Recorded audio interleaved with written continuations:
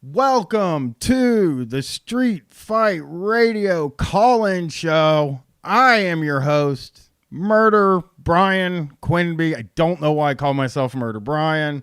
I'm all out of fucking sorts. Brett is in Nashville watching an F1 race of some sort. I don't know. I don't know the difference between any of the races. So apparently it's either F1 or Indy or cars. It's a lot of cars driving really fast. So what it's NASCAR for Frenchmen is what it is. So I brought in a co-host. I brought in a ringer for a co-host, and you just heard his voice. It's Tom Sexton from the Trillbillies. He's going to take calls with me tonight. I'm going to run the call. I'm going to run the calls, I'm not great at that. So if I fuck that up, that's my fault. We're also in a brand new studio, so who knows what's going to work. How you doing, Tom?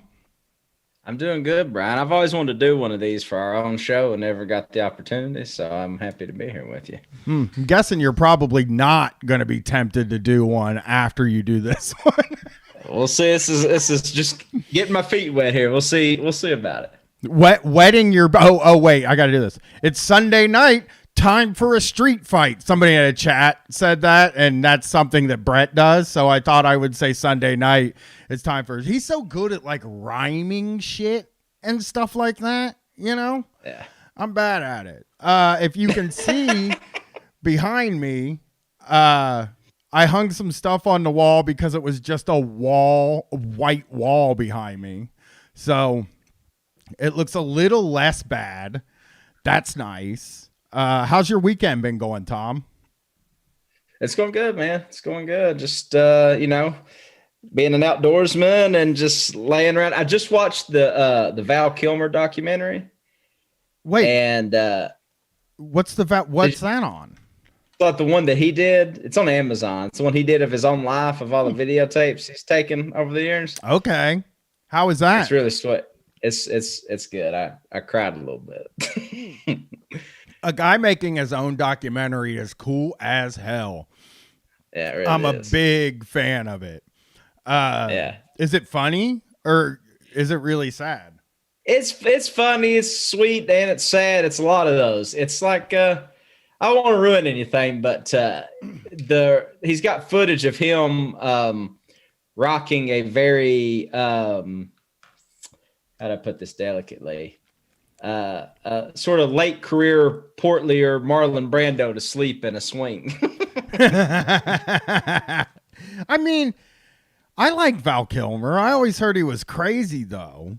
So was that did he show any of his crazy drunken escapades? Yeah, I thing is, I don't think he was really like a drunk or anything like that. I think he was just kind of an eccentric. You know what I mean? Yeah, I always heard the story about him going to that fancy hotel and getting really drunk and then running and jumping through the Christmas tree. So that's where I got that. That was left out. That was left out. That was left out. Yeah, so. you gotta leave out the embarrassing stuff. I think if I made a documentary about me, I would definitely not put any of the embarrassing shit in it. For sure. Yeah. Oh, somebody just corrected me in the chat. That's actually Kiefer Sutherland, which is true. Okay. Maybe Val Kilmer is normal. Kiefer Sutherland is the crazy drunk one. Yeah. It's a bummer. Those guys are the same anyway, I believe. So I might have to check that doc out. I watched the Edgar Wright documentary about the band Sparks. It's called the Sparks Brothers. And it had so many famous people in it that knew who Sparks were. And I was like, this is crazy. Nobody knows who these guys are. Yeah. Have you ever heard them? I have, but only because my friend Matt Carter, who's like has the most like arcane knowledge of like everything, you know. They seem interesting to listen to at the very least. They're one of those bands that you're like, okay. Well, I knew you like pretty hip music, so of course you were gonna know who they were. I was sitting there like, this don't sound like Korn. You got, yeah. I liked your tweet about. I'm going to do a podcast one day about my good taste in music. Nobody's ever asked me. Nobody's ever been like, "Hey, Brian, like, what good bands do you like?" I'm just like, "What?" I mean, nobody cares about that. Truly. Hey, Brian, come talk about Guided by Voices, who's an Ohio band, you know. Never But heard no, of they them. just Okay, I don't know want- Guided by Voices. But you know, I listened to like I said this on the show last week. I listened to a lot of that garage stuff. I like the Nuggets compilations and stuff like that. Like I like good stuff. I just don't. Nobody wants to hear about me being like, oh, I really like good bands. They want to hear me be like, Limp Bizkit's the best band I've ever heard in my life, and I love them. And then they can sit on the other side of the thing and just be like, this guy likes Limp Bizkit. Can you believe it? what is behind the sort of like the, you know, like there's like 3 levels of, I don't know if it's just like some sort of new level of irony with like the Limp Bizkit resurgence. I think it's But like real. are people so people are in earnest, like reevaluating Limp Bizkit and saying, you know what, we're a little better than we gave them credit for. I don't think it's a reevaluation to me. I think it is just that people, you know, that were into them, that were young at the time and were into them, are now older and they're like, no, I liked them. They were good. Yeah. That's what I think happened. But it is also possible that like hip people were just like, yeah, I like the other band. For Katie, yeah, there was a cord right there. I don't know where the headphones are. Sorry, I'm doing work here. But yeah, I think it's just people who were into them already are older and maybe have some influence, I guess would be my thing. Like a guy like me is able to be like, oh, I have a podcast. I talk to a bunch of people and I'm able to say Limp Bizkit's good now. And then it also is like we live in this new time where, you know, people are trying to be class conscious and stuff like that. They don't want to look like they're being elitist now. So it's harder to say that they suck. So they're just letting their hair down a little bit and embracing the new metal and everything. Yeah. I mean, because it looks bad if you say it's bad now. It's like, oh, what? You hate poor people? That's who listens to new metal. That's what I do to people. That's just what I do to people. But yeah. Wow. Yeah. All right, here we go. You want to take some calls, Tom?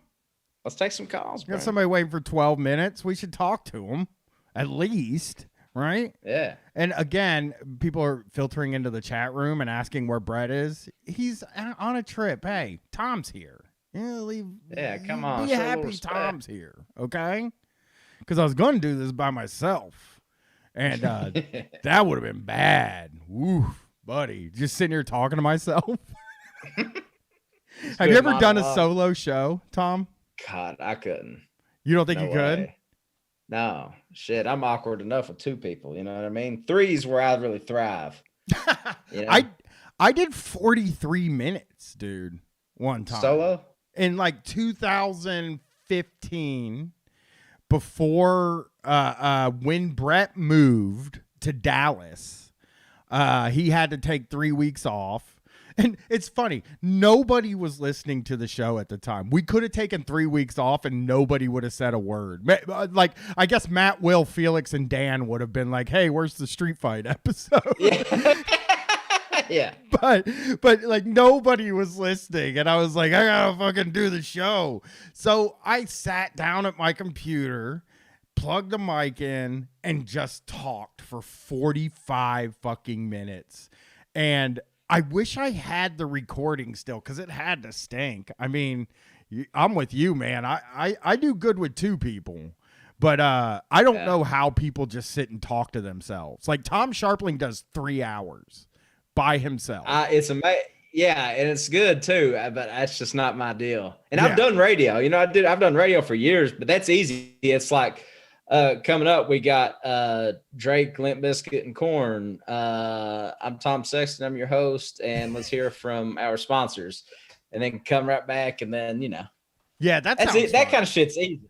That actually sounds fun. I would love to play. Like, Brett kind of did a DJ set last week, and where he went and played an hour on the jukebox at a club or a bar. I said club. Yeah. And he really enjoyed it. Other than the jukebox, like, it was all just classic rock stuff. So it wasn't like he could play, like, you know how he is. He wants to go in there and play Kraftwerk or Can or something like that. I mentioned Brent going into honky tonk and putting on fucking Tago Mago by Can or some shit. He loves Can. I don't know why he loves Can. I listen to Can and I'm just like, I don't even know what this is. It sounds like just some guys poking around on a computer, which is what it is. I can't get into the crowd. Right? All right, let's see. Not a big fan. Let's see what people want to talk to us about tonight, Tom. Thank you for calling Street Fight. Who are we talking to tonight? Brian, what's up? It's Sam. What's up, Sam? How's it going? Oh God. What? Is this SK1? Not bad. How are y'all?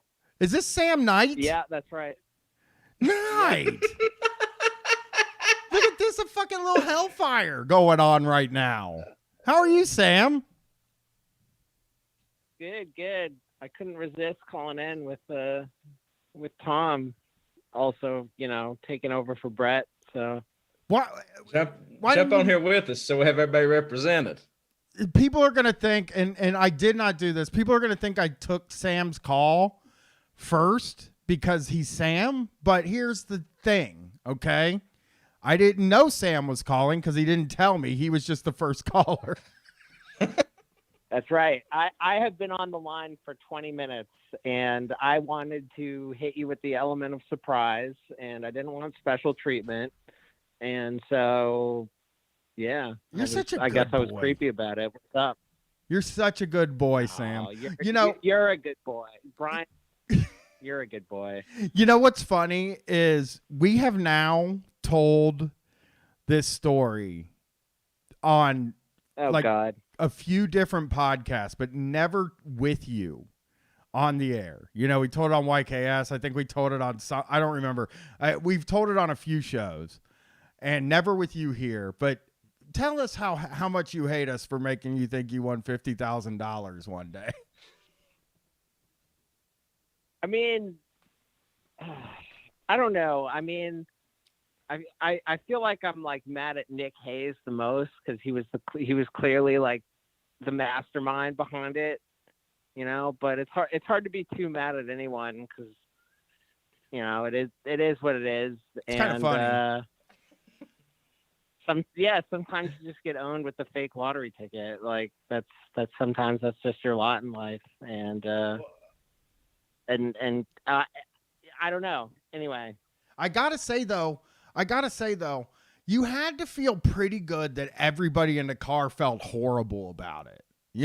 Like if it was me and that happened to me and everybody in the car except for Nick felt really horrible about it, I'd be like, these guys are good guys. We didn't tell you it was going on or anything, but we're good guys. No, I mean, I did. I felt like if I guess I just would have felt a little guilty if like that was a real scratch off and I was the only one who won. And I'm like, oh, that's kind of shitty. Like I want to, I want to wild out with the Van Boys tonight. And that was the worst feeling.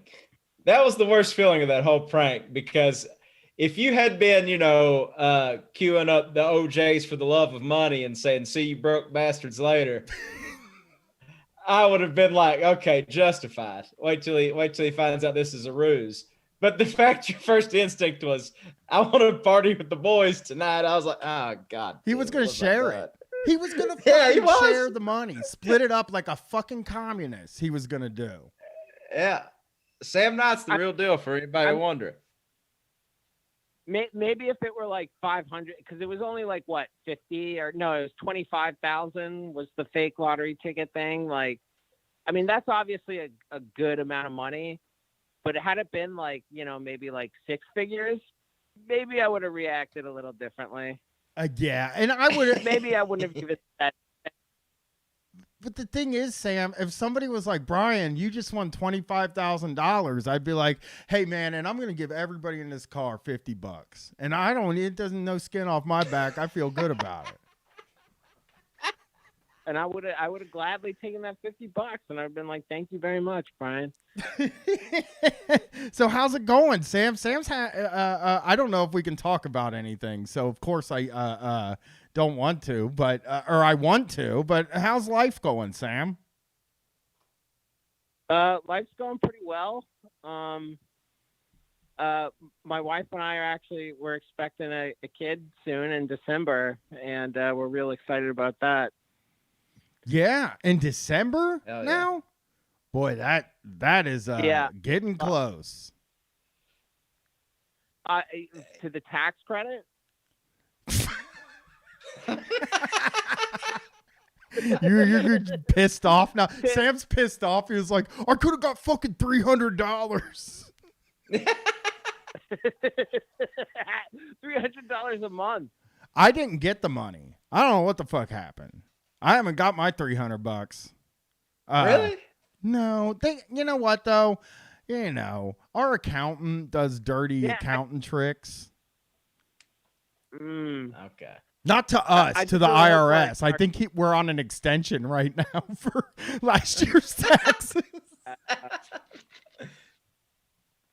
So I was just gonna say, I just hope for our kids' sake that they're not born on Christmas, because then, like, what can you do? They never get a birthday. I can solve that. Like, no matter how. I can solve that for you, because Katie's sister was born on Christmas Eve, and they celebrate her birthday on June 24th. 6 months before her birthday, they celebrate her birthday. Yeah. Half a year. That's kind of weird. I don't know about that.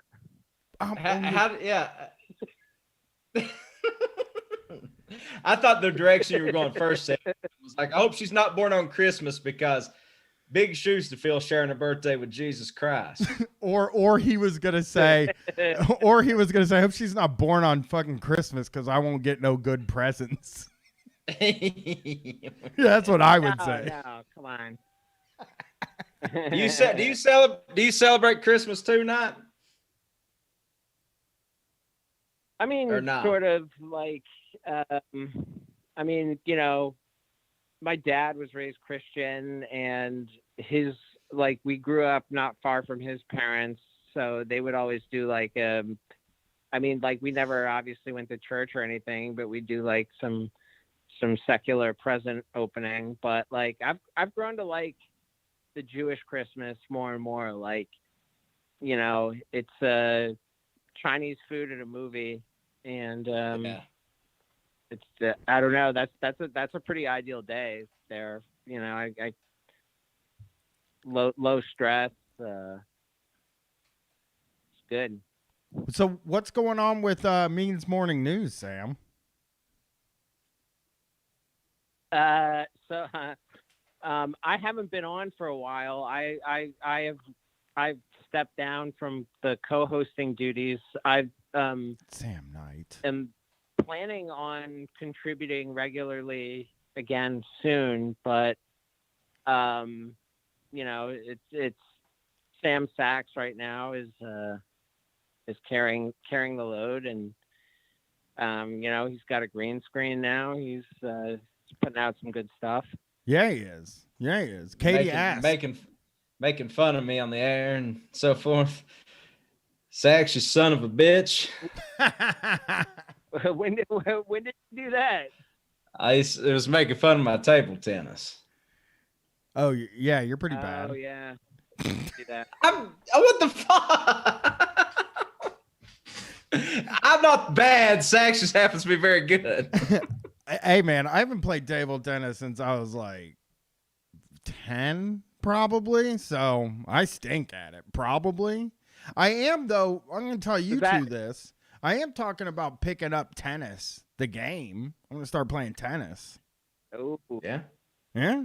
Yeah. we need to live stream some Brian versus Tom is what we need to watch that. I would definitely watch that. And tennis, because I'll do that. I'll do it. Yeah, no, Tom is a tennis star. Oh yeah, that's right. I am sneaky athletic though, so maybe I'll get lucky. You know, That's true. I'm about 70 pounds past my playing weights. I'm like when Ronaldo came back fat and played. You know what I mean? My daughter's playing tennis now, and she says she's getting good. And there's something about when she says she's getting good at something where I'm like, I wonder if I can beat her. You know, like as, as soon as she says like, hey, I think I'm getting pretty good at tennis, I'm like, fuck, I should play tennis with her, and then if I can beat her, that'll fucking really show her. You know, you can't beat your dad. It's just my philosophy. We used to like playing tennis in high school in the spring because it was just sort of like an excuse to stay out after school and smoke weed, and like, you know, you just sort of rally. You didn't really like keep score or anything. You just get blazed and hit a tennis ball back and forth. That is like you millennials. You guys, none of you like to keep score. Everybody gets a trophy. That's just the way you guys are. That's the way you guys come up in the world. I get it. You know, back when I was young, you know, you kept score at tennis, and you know, whoever lost got really picked on, I guess. And now, actually, when I played tennis in gym class back in I don't know, 10th grade, the tennis courts were up against the woods, and the ball would come over onto your side, and I would hit it as hard as I could so it would go over the fence, and then I'd be like, I gotta go get the yeah, I gotta go get the ball, smoke a cigarette, come back, and then do it again.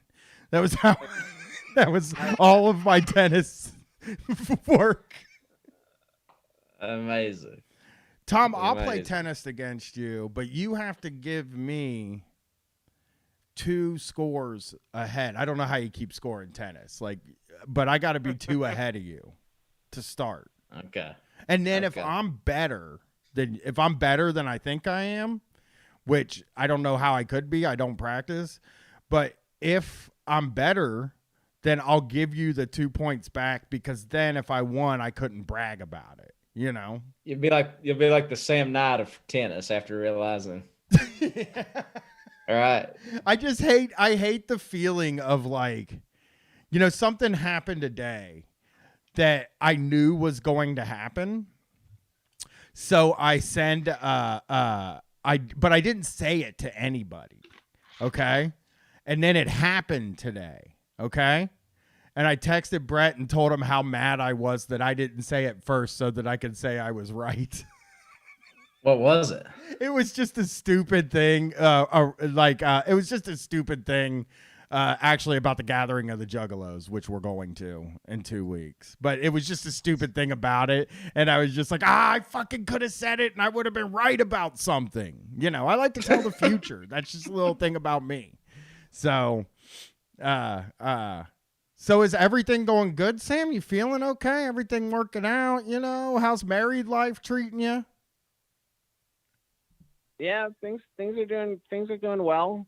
I've been doing some yoga. Period. I've never done yoga before. Now I'm doing yoga, and you know, that sounds tough. Helping me clear up the old dome piece. Well, I'm not sure I'm doing it correctly, but it's you know, I'm just doing like YouTube yoga and trying to stay active. And have you looked into DDP yoga? You walk like. Have I looked into CBD yoga? No, DDP, Diamond Dallas Page. He's a wrestler. He has a yoga system that's supposed to be really good for you. But yeah, I do. But I don't know. Absolutely rules. Yeah. I do walk a lot. You know, that is like, you know, that does wonders for you, both physically and mentally. That's a lot, you know. I don't know if it does Like, you much walk, for me what, mentally. 10 miles a day? 10? No? Well, Now you're fucking short selling me okay. here. Double that. I walk about 20 miles a day. You walk about a marathon a day. Yeah. See, I mean, you might not notice that it does anything for you mentally, but if you stop, you go crazy. You probably start going stir crazy and get the cabin fever with Chris Elliott. Yeah, Katie's across the room right now. Yeah, he does go crazy when he doesn't walk. You're exactly right. He has to walk. Brett thinks I do it as a gag, which is the weirdest thing in the world. Brett thinks I walk 20 miles a day because I think it would be funny to walk 20 miles a day. And I'm like, boy, that's the longest way I would have ever gone for a joke. How do you stay? Yeah, go ahead, Nat. I was just gonna say, like, I used to, you know, I would walk up to Sam's apartment to like record when I could have easily caught the bus, and you know, it like in the place of like proper exercise, it was really good, and it gave me more time to listen to podcasts, which I don't know. I like walking long distances, even when I don't really have to. Yeah, I mean, I listen to AK Lingus on Twitter, a wonderful person, and probably my favorite person right now, sent me a Howard Stern archive that is the most complete one that anybody's ever given me. Like, it's crazy. It's got a bunch of 10-hour compilations divided up among different subjects that it's on, so I can go through them and listen to them really easily. And so I've been listening to Howard Stern all day for the past week, but I was just looking at my last few days, and I mean, like, here's my walks for this week. Monday I did 19.45 miles. Tuesday was 16.25 miles. And then 3 miles later on that day, for some reason, I just was like, oh, I didn't get 19. Might as well just do fucking another 3. And then Wednesday, 17, Thursday, 17, Friday, 20, and then yesterday, 9, and today, 10. So yeah, I do about 20 miles a day. It's a lot, but it is like, I can't think of any better way to spend your day, really. I don't know. It's pretty great just walking around, and you're in a big city, Sam. If I was in fucking DC, dude, I would probably walk 30 miles a day because there's more places to go. Would you walk to the halls of Congress and demand action? Yeah, I do that every day. You would do it. I do that. That's as a podcaster. I view every podcast I do as walking to the halls of Congress and demanding action. There's plenty of you can walk through Rock Creek Park. You can do like actual hikes in the city, and get lost in the park. Here's something crazy though, Sam. Pretty great. Here's something I'm going to tell you that makes me sound like a maniac, okay? I don't like hiking. All right. I don't like walking in nature and parks. I like wandering around cities. That's why I do so well at it on tour, because I can walk around different cities. Now, most cities are smaller. People don't believe this, and I'm going to say this. Most cities are smaller area-wise than Columbus. Like, most places. You can't get a really good walk-in the city, but you can usually... So, basically, I was just in Asheville, North Carolina, and I just had to walk around Asheville repeatedly. like the same places all day. But in DC, I always get, like, when we went for the Juggalo thing, the Juggalo March, I was walking so many miles a day. It was fucking crazy, man. I love it there. People are saying DC sucks, and here's what I think. This is people from DC, because people from DC thinks DC sucks, but DC actually kicks ass, except for the clowns in Congress. It's fine. I mean, my wife and we were just sort of talking about it. Like, you know, the places to avoid when you're here long enough, and it's a pretty chill place. You know, I mean, it's a city like anywhere else, and It's I mean, fun. yeah, they're obviously dipshits. Yeah, no, it's fun. It's you know, they're chill bars and restaurants and things like that, and we got legal weed and decriminalized mushrooms, and you can order both to your house basically these days, and that's pretty chill. And The parties you know, there, there are a lot of trees and stuff. the parties there are fucking bonkers, man. You know, I've been to a party every time I've been there. Sachs mostly throwing those. You and Sam Sachs throwing those parties. But they're like bonkers parties. They're always totally packed out, so loud. Nobody's calling the cops, and they're just parties of a size which I don't see in other places. You know, whenever we go to New York, we like party with our friends and stuff, but it's always at some bar. You know, so I don't know. I like the house parties there quite a bit. Very fun. Yeah. Yeah, we got some good house parties. Not bad. It's where I met Dave Weigel. Hopefully again one day. Dave's an all right guy, you know. He's not bad for a DC guy. He hasn't followed me on my new account, so kind of I don't know if he's okay or not. Yeah.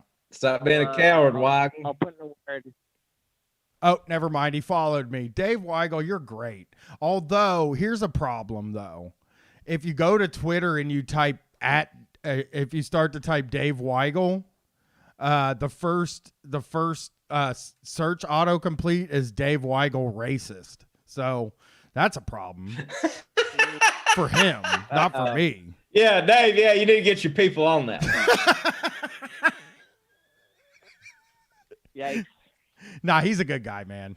He follows me. He looks. Nice. He's got a look about him that I respect, and you know, he puts on like fancy clothes. It's like Sam. Sam's got a great look too, doesn't he, Tom?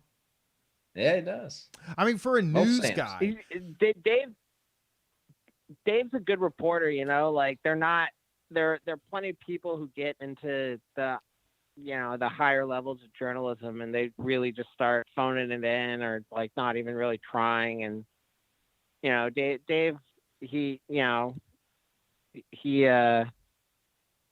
actually, you know, he gives half a shit, and you can see it in his work, and he's not just like a dipshit, like he also, you know, other Beltway creatures.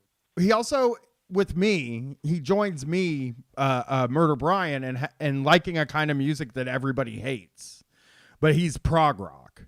But prog rock? Yeah, that stuff stinks. I love saying a kind of music stinks, because then the person that hears it and is like, "Hey, wait, I like Rush," and then they get mad at me. And I'm like, why are you even getting mad at me? Just tell me Korn sucks, and I'll be fucking yelling at my wife later tonight, like, this fucking scumbag on Twitter said Korn sucks, and I'm not going to put up with that shit. Well, Sam, it's good to talk to you. We have a full queue because everybody wants to talk to Tom Sexton tonight. That's right. No, I feel that. That's why I got on. I'll hop off. It was nice talking to you both. Why don't you? I'm going to get a hold of you, Sam. I would like to have you, and if Sachs wants to come on too, I'd like to have you guys come on and review one of these parody movies I'm reviewing, like superhero movie or epic movie. Oh, like Scary Movie and one of those. Yeah. Yeah, we I just did Scary Movie. We're doing not another teen movie this week, and then we're going into the really bad one. So if you guys are interested, I'd love to have you on. It'll be a lot of fun. Hell yeah, we could very well be interested. Just slide into the DMs. I will. I'll slide into the DM, Sam. All right, it's good to talk to you, buddy. I'll get a hold of you. I love hearing from you, Sam. Call more. Yeah, see you, yeah, Send our best to Martha. Yeah, do that too. Yeah, we'll do.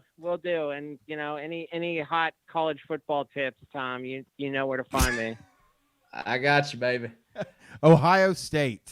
All right. Bye, Sam. Go Buckeyes. Oh, he just said "Go Buckeyes" as I hung up on him. He shouldn't have done that. No. All right, let's see what we got here. Uncalled for. We got people waiting now. I opened a queue up for more people, but I'm not opening it up for any more people because we're just getting crazy busy signals, and we're only going to midnight. We're not doing 4 hours, so that's it. Thank you for calling Street Fight. Who are we talking to tonight? Hi, it's Danny in Brooklyn. What's up, Danny in Brooklyn? How you doing today? I'm doing pretty good. It's raining here, so I'm not doing any food delivery tonight because I do Uber stuff. How's the food delivery business it's been going? Good otherwise. How's the food delivery business doing? I think they sped up the how much time, or actually they shortened the amount of time that you have to accept an order. So like before, if you were on Uber Eats, you had like 15 seconds to open your phone and decide if you wanted to deliver it or not. But I'm finding that it's going really quick these days, which I mean, it's usually not. Yeah, I don't know. It's usually not too much of a problem. I can usually get my phone out just quick enough to get it if I want it. But just little stuff like that, Yeah. I mean, have the deliveries picked up again since Delta Plus, the variant or whatever? Nah, people are crazy out here. People are just out, generally speaking. I don't know the statistics exactly, but it's my understanding that like New York has been pretty good with the vaccination, so our experience may vary as to what's happening in the rest of the country. Yeah, that's how I feel I think too. The big spikes right now. I mean, for me, it's I mean, if you want to talk about spikes. Yeah. Oh, go ahead. Well, I mean, I just feel like, you know what? I got the damn vaccine. Everybody around me got the damn vaccine. And I don't know, man. I can't stay in for another year. Yeah, man. I mean, I've been there. I'm not about to. I mean, I've called them before. Literally, like when the pandemic started, I had to decide, like, well, am I going to be an inside person or an outside person during this? And I was like, well, I make money doing bike messenger shit, so outside it is. So I've been outside the entire time, touching every doorknob and pushing every elevator button in the city. I've been outside a lot. Like, I spend a lot of time outside. And to tell you the truth, I make it sound like I'm doing a lot of stuff. I'm saying that because I have shows booked in August and September. But other than that, we also said don't book any more shows. So, I don't know. We don't know what we're doing. How are you handling it, Tom? Yep. What are you doing? What's your business going on like? Man, we were talking about doing a Halloween show, but we don't know. It's just such in flux, and I don't know. You just get a different guidance all the time, and I always wonder, well, is this irresponsible to do this, that, or that? And you don't know. The answer changes by the day, So how bad do you get? Let me ask you this, and you can even chime in here too. How wouldn't you just love to be like you have to show a vaccine card to get in? Like that's what I want to do. Like the vaccine passport thing? Or just show the card. Just bring the goddamn card with you and show it to get in the door. That's I want to do that. we're leaving Well, it up I'm to generally the for venues. I'm generally for anything where there's a cottage industry of illicit fake vaccine cards that can spring up and create jobs. That's just me. But you know, I don't know. I guess, you know, the tricky thing with all this shit is like the idea that you could still kind of be a vector or whatever. And I don't know. It's just, Yeah, that's where I'm Yeah, at. What I would say, Go what I ahead. would say to that is that I'm a person with like I do bike messenger work, and I have a real big bag, and I have a lot of bullshit inside of it, and I keep my vaccination card on me, just in the front pocket of my bag. So I've had it the entire time I've had the vaccine, and nobody's asked for it. But I feel like if you asked people to put the vaccine card in on their person, like something I kind of continually find throughout, you know, my own personal discovery of the world is most people don't carry a lot of stuff. Like I carry a lot of stuff, but most people will go out with like a real small bag or just like base almost nothing. And I'm going to bet there's going to be a lot of people out there who have been vaccinated, but just would not have the card on their person. The card yeah, is I can't tell you what my card is right now. I don't know. the card's a crummy size. We all have to sit down and talk like, hey, could you have made the card the same size as my fucking ID or a credit card? Like, then it would just be like, who cares? Just put the fucking thing in your wallet and show it. Everything's fine. We're all doing good. Because I want to make people show proof because Brett has a kid, right? And it just sucks that, like, if everybody showed proof, I would feel reasonably fine saying, hey, we're not going to make you wear a mask here, but we're going to make you show proof of vaccination to get into this show. Because the thing that's stressing me out more than anything is the idea that I'm going to look out at a room full of people without faces and then try to discern if what I'm doing is working. I think this is a wonderful opportunity for you, Brian, because I don't believe in the time that I've listened to the show that I've heard you say that you've done this, but I mean, I feel like you have a bouncer vibe. You could sit on the stool and like look at everybody's card and give them the old sort of like, you know, stink eye. And be like, Yeah. Like I think, like I think you can carry that torch well. Yeah, you just like look down at the vaccine card, look back up and look down, and then the person's just like, my picture's not on that. I mean, even just to be And then you like, say, I'm asking the questions here, buddy. or just sit on stage and say, show me your vaccine card. And if somebody doesn't pull one out, I'll just shame them in front of the room. That might even feel good too, just to do. Yeah, you could like pull out like a little bell and just sort of like, you know, Game of Thrones, just like shame. Yeah. Shame. Yeah. Shame. That'd be fun. I mean, our audience, I'm reasonably sure our audience is 100% vaccinated. I'm fairly certain that people that would come to our live show are vaxxed. I can't imagine they're not, unless, you know, for some medical reason they can't get it. So, you know, I don't worry too much. I actually,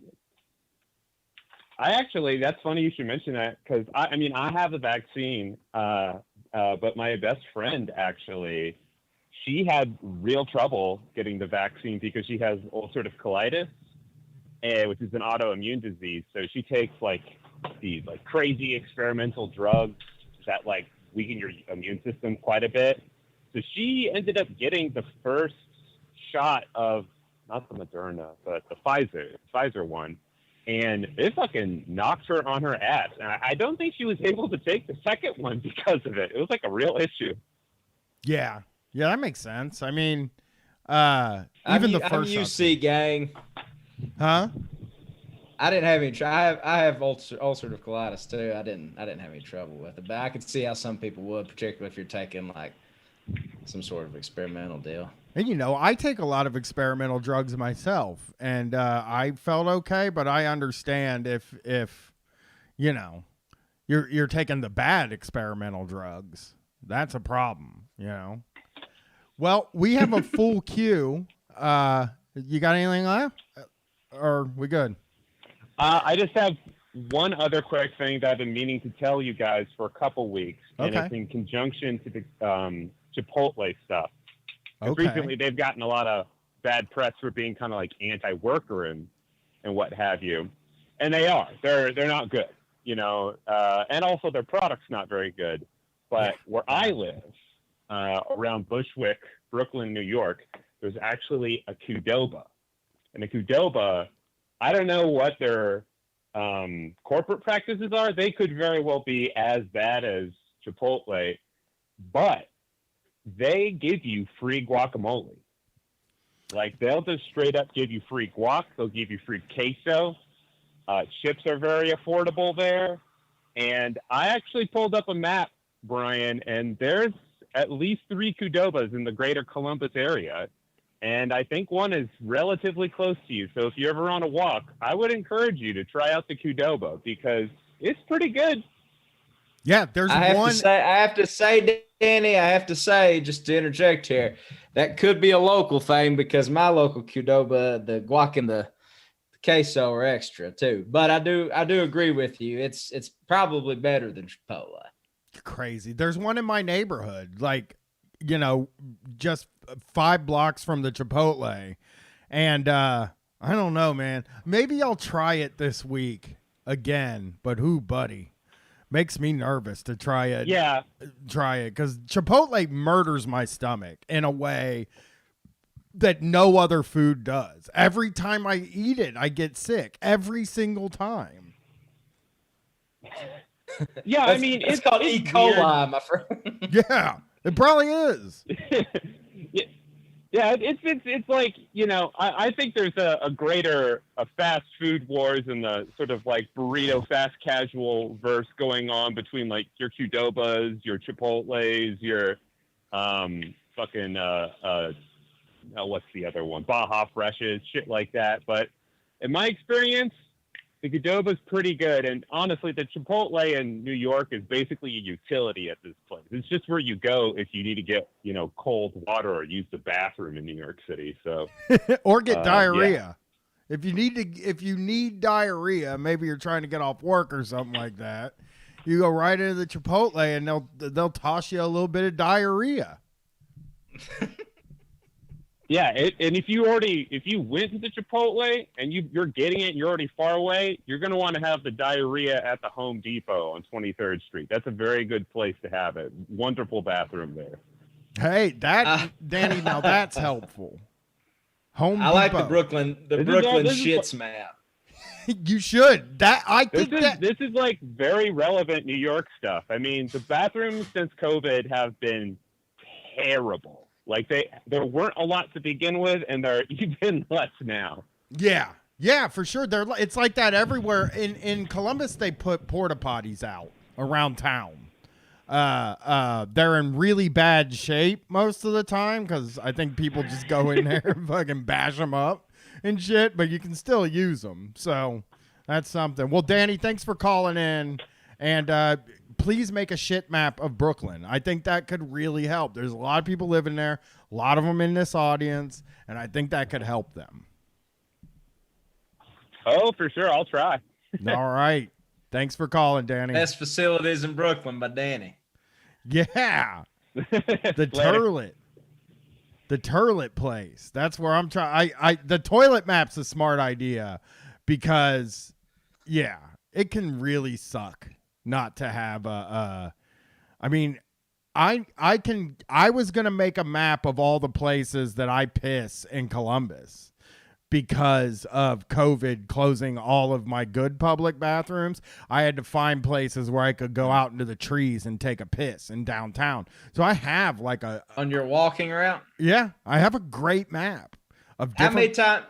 How many times do you think you piss on an average walk? Okay, I'm a 42-year-old man. So probably bladder's getting smaller.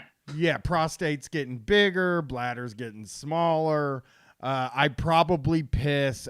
I know for a fact I piss 6 times because I have 6 piss spots. I go to them So at every least day. 6. I love that. And then I know of 3 Starbucks in case I have to, take a dump. Starbucks, as I started to say, as a general rule, when in doubt, just go find a Starbucks because the facilities are always going to be nice. I think it's different though in New York, Tom, because like New York places are meaner about the public bathrooms. They might actually make you buy something, which to me is like whatever. I buy something anyway if I go in there to shit. Like I buy those Peter Rabbit apple sauces that they sell if I've already had coffee. And just eat it on a toilet. It comes right through, Just shake it on down there. Yeah. All right, here we go. That is the nice thing about No, go ahead. No, go. We can fuck around, Tom. We're allowed to in between calls. That's what we do here, Okay, here we go. I'm just getting my sea legs here. Here we go. This one, I know what it's about. Not because I've talked to them, but it seems interesting. Here we go. Thank you for calling Street Fight. Who am I talking to tonight? Hello, Brian and Tom. You're talking to, I'll just use my Twitter handle, Tommy. What? Say that again. Yeah, Cut out a little you're kind of quiet. Let me switch over to my mic, sorry. This better? Yeah. What was your name? Yeah. I'll just use my Twitter handle. It's King Cummy. King Cummy. Like cum? Like Cummy. Like commie? I'm trying to figure out if it's cum or Cummy. com. It's like commie and cum. Okay, good. I didn't want to insult you. I just heard the word cum and I got all excited. And I know Heat O'Brien's about to come out. yeah. Watch out. God. Heat O'Brien might fucking pop out and tell you about sucking titties. Well, hold on a second, King Cummy. 1 second. Tom, did Tanya tell you how weird I am? No, I've not listened to any of Heat O'Brien, I have to tell you. Okay, so I'll tell you in 2 seconds here. I had this girlfriend when I was 16. I was afraid that she would say my dick was little. So instead of letting her, I already know where this is going. instead of letting her touch it or anything, I just sucked her titties, and we were together for like a year, and that's all I did. And then, one time I was like, okay, it's time to move to the next thing. So I was like, I'm building up trust with you. So I was like, I'm gonna maybe go do oral for her, right? And I was like, I start to do, because I saw it in movies. I'm trying to be romantic. Yeah. My wife is in here now, and I'm saying this too. I'm trying to be romantic. I'm like, I'm gonna kiss down her stomach, and then I'll do oral for her. It'll be great, right? And then I did that, Right. But then when I got down to the waist where the underwear were, I got ultra nervous and just went back up and kept sucking titties. Hey, play your strengths. I always say. When I told Tanya and Brett about that, they almost died. They thought I was an insane person. I was like, I was 16, and yes, I am an insane person. Okay. So what's up, King Cummy? What's going on? You said come. Now you got me talking about jacking off and stuff. I knew it would distract you. Sorry. So I work for a very evil corporation that makes soda beverages in the United States. Tom's drinking one right now, I believe. Wait a minute, And Tom, they you're said- canceled. For drinking smart water? Oh, you're drinking smart water. Well, also I have to tell you what I'm conducting a very kind of nerdy experiment over here. I'm doing a taste test of the new Coke Zero, the old Coke Zero, and classic Coke Heavy here. How's it going? What's the I gotta say, I don't hate the new Coke Zero. It doesn't have that same aftertaste that honestly I think is a bit too rich with the Coke Zero. It's a little closer to regular Coke. I'm a fan of the diet taste. That's my problem, right? It's like I like that aspartame taste. And so it's kind of a bummer that right? Like that they've gotten rid of the aspartame, because I drink Diet 7 Up, but it just tastes like regular 7 Up now. It's like, fuck, okay, well, whatever. So don't get rid of all the diet drinks, please. I like that chemical flavor. It's very good. So you work for a company that's very evil that also makes Coca-Cola. Yes, correct. And they decided to tell us this past week that they're going to close their factory down. I'm in Massachusetts, and they told us in an email before we went to a meeting about it. And they also decided they weren't going to tell the local press, the city the factory's in, or the state. So an anonymous employee leaked it to the press, which is the only reason why any of our politicians found out about it closing. We're going to have about 319 people lose their jobs. They're planning closure by 2023, but they can fire us at pretty much any point. We're not unionized. We're all at-will workers. Fuck. So, I mean, really nothing even politicians can do, right? Like, if they're going to close, they're going to close. Has there been like any movement in them staying open? Nothing large. There's some talks with the politicians. So the thing is they're planning on a closure spring 2023, which is right when a tax break from the city ends. It was yes. a 10-year tax break that they're receiving. But I've contacted who I could in the area because we're getting told various things about our severance packages. We don't know when our last day is. We're trying to plan out our fucking lives at this point. I mean, it's Coke, so they're going to do what they're going to do at the end of the day. Yeah. Yeah. I mean, they get away with anything. If y'all were working in Colombia, they would just have murdered you. Yes. You're lucky in that respect that they didn't kill you. Shades, man. Shades. No, I'm joking. I'm joking. That's yeah, god damn. That's fucking So are they picketing? We've talked amongst ourselves as employees about doing some sort of action or picketing. A lot of people are just nervous about them deciding to close it this month if we go out there and do something. So I'm trying to see who I can get in our community and trying to reach out to any sort of labor lawyers too that would come in and help work with us. Can I ask you though, on the other side of this,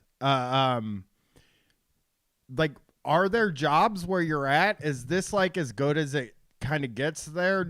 I'm not trying to be like insulting. I mean, like, no, working for Coke is not like a bad job. It's like actually a pretty good fucking job. So it's the biggest manufacturer in the city that I'm in, and I'm in the gray collar area of the plant, and I make probably $5 an hour more than what I would make at any equivalent job in the area. And I also get a pension. Well, I was supposed to get a pension up until this happening. Motherfucker, that are they offering? And I know you're not going to want to do this because it's a ridiculous thing that they do. Are they offering you to be replaced at, like, if you were willing to move, would they give you a job at another plant, or are they just like, fuck you, you're out of here? So all our other plants so we don't do any soda. We're a thermal processing plant. We do juices and iced tea, vitamin water, Powerade. All of our other plants in the country, one other in California is closing with us, and they sold the other three to a third-party company that's owned by the Dutch. There's no pensions there. They pay lower. And our the goddamn Dutch for you. You can apply for a job there. Oh, you can apply there, but they're always the secret.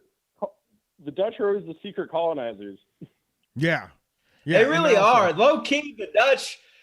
You're right about that. The Dutch have they seem innocuous, but they're really shifty people. Yeah. And, you know, as they've said on Block Party, they're also incredibly dumb. So, Yeah, yeah. I'm gonna stop the flooding of Holland by sticking my finger in a dike. Oh, that's brilliant stuff. that fucking sucks, man. Like what?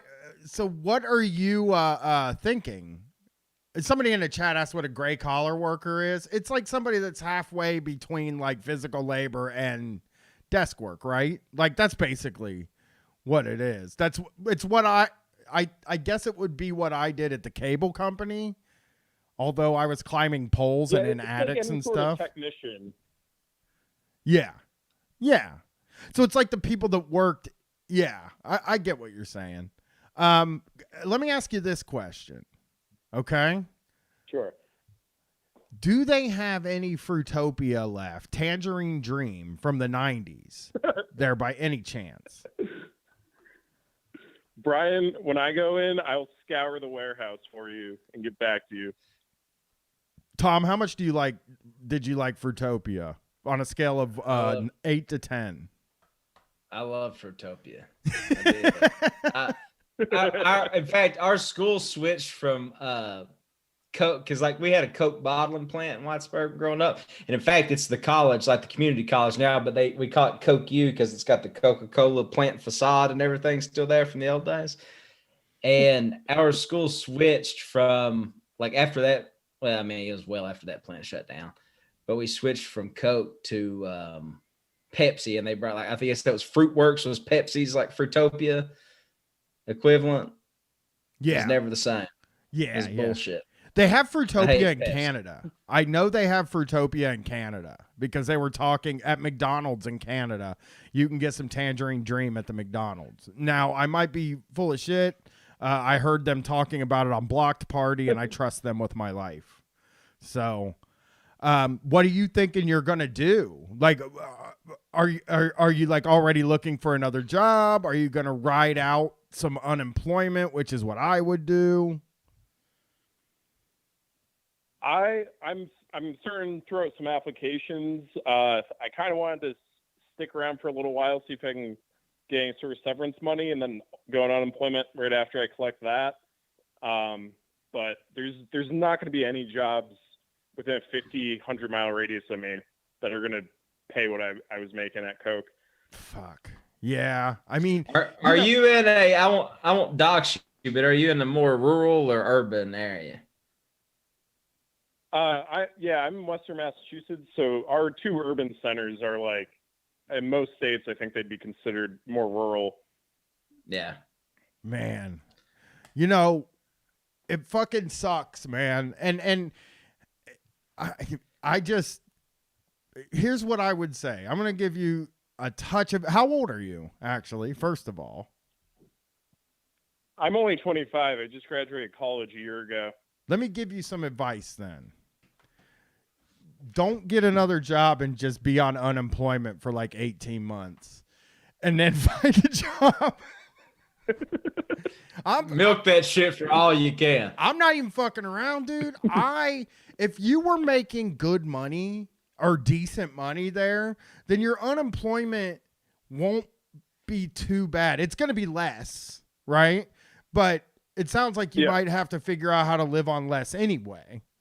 And just if you take 18 months or a year, I promise you will find your place in the world over that time. I mean, you know, everybody knows how I ended up doing this was that, you know, I got injured at work and I was off for a year and a half, not working. And now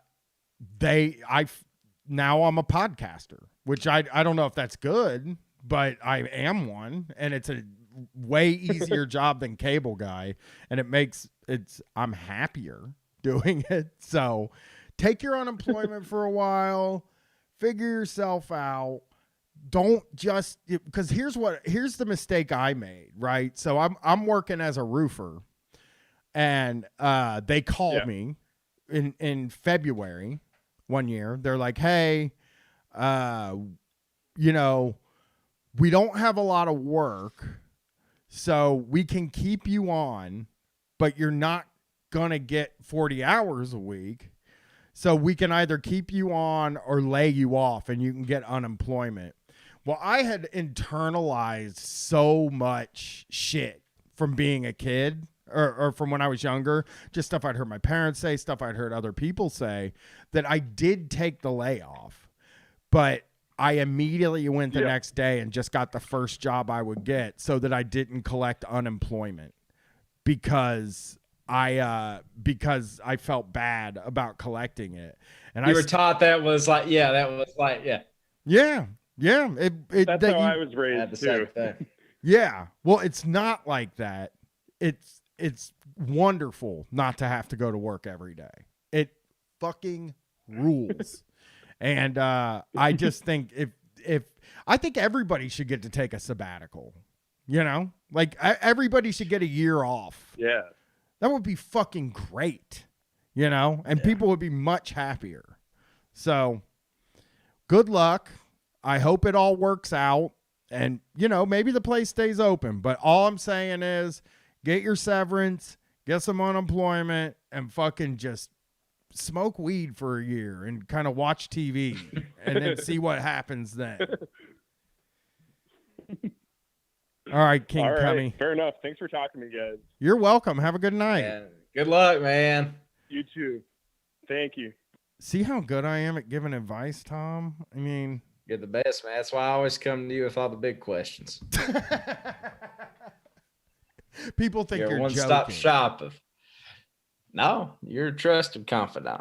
I am. I mean, I give advice. I mean, podcasters oftentimes will get a hold of me and be like, hey, could I get some advice on this? And I'm really bad. And here's what I tell them. Hey, man, just make some friends with some people, and then they get really famous, and then they tell people that you're a good show, and then boom, you're all set. You don't there isn't another way that I know how to do it. Man, the ultimate truth of that kind of advice is you have to get a little bit lucky. Mm-hmm. You know what I mean? And that's just true. Yeah. You know, and that's the shitty part of it. And the thing about it is like, you may be unlucky for a long time and then get lucky all of a sudden one day when a confluence of factors come together for you, you know? Yeah, you're totally right too, because it didn't happen right away for us either. Yeah. You know, Chapo came out, they hit, they brought us up quite frequently and still bring us up all the fucking time, you know?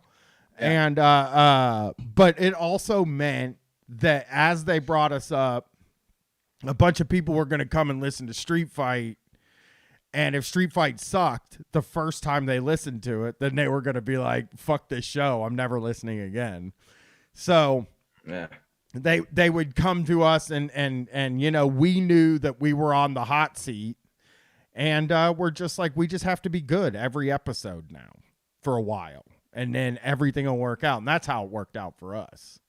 But like I said, it's very hard for me to know what it takes to actually make it, other than be really nice to people and help people and be friends with people is a really good policy.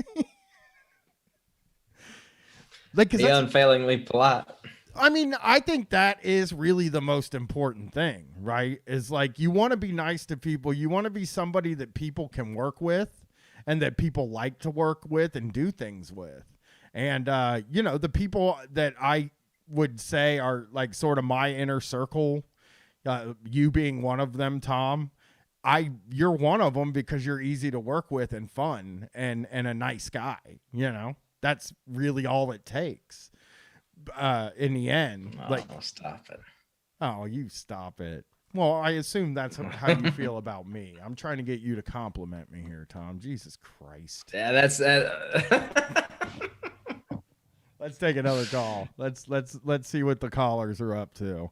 Man, some of these people have been waiting 52 minutes. I feel bad for them, but we're about to take their call, so they'll be fine. Hey, thank you for calling Street White.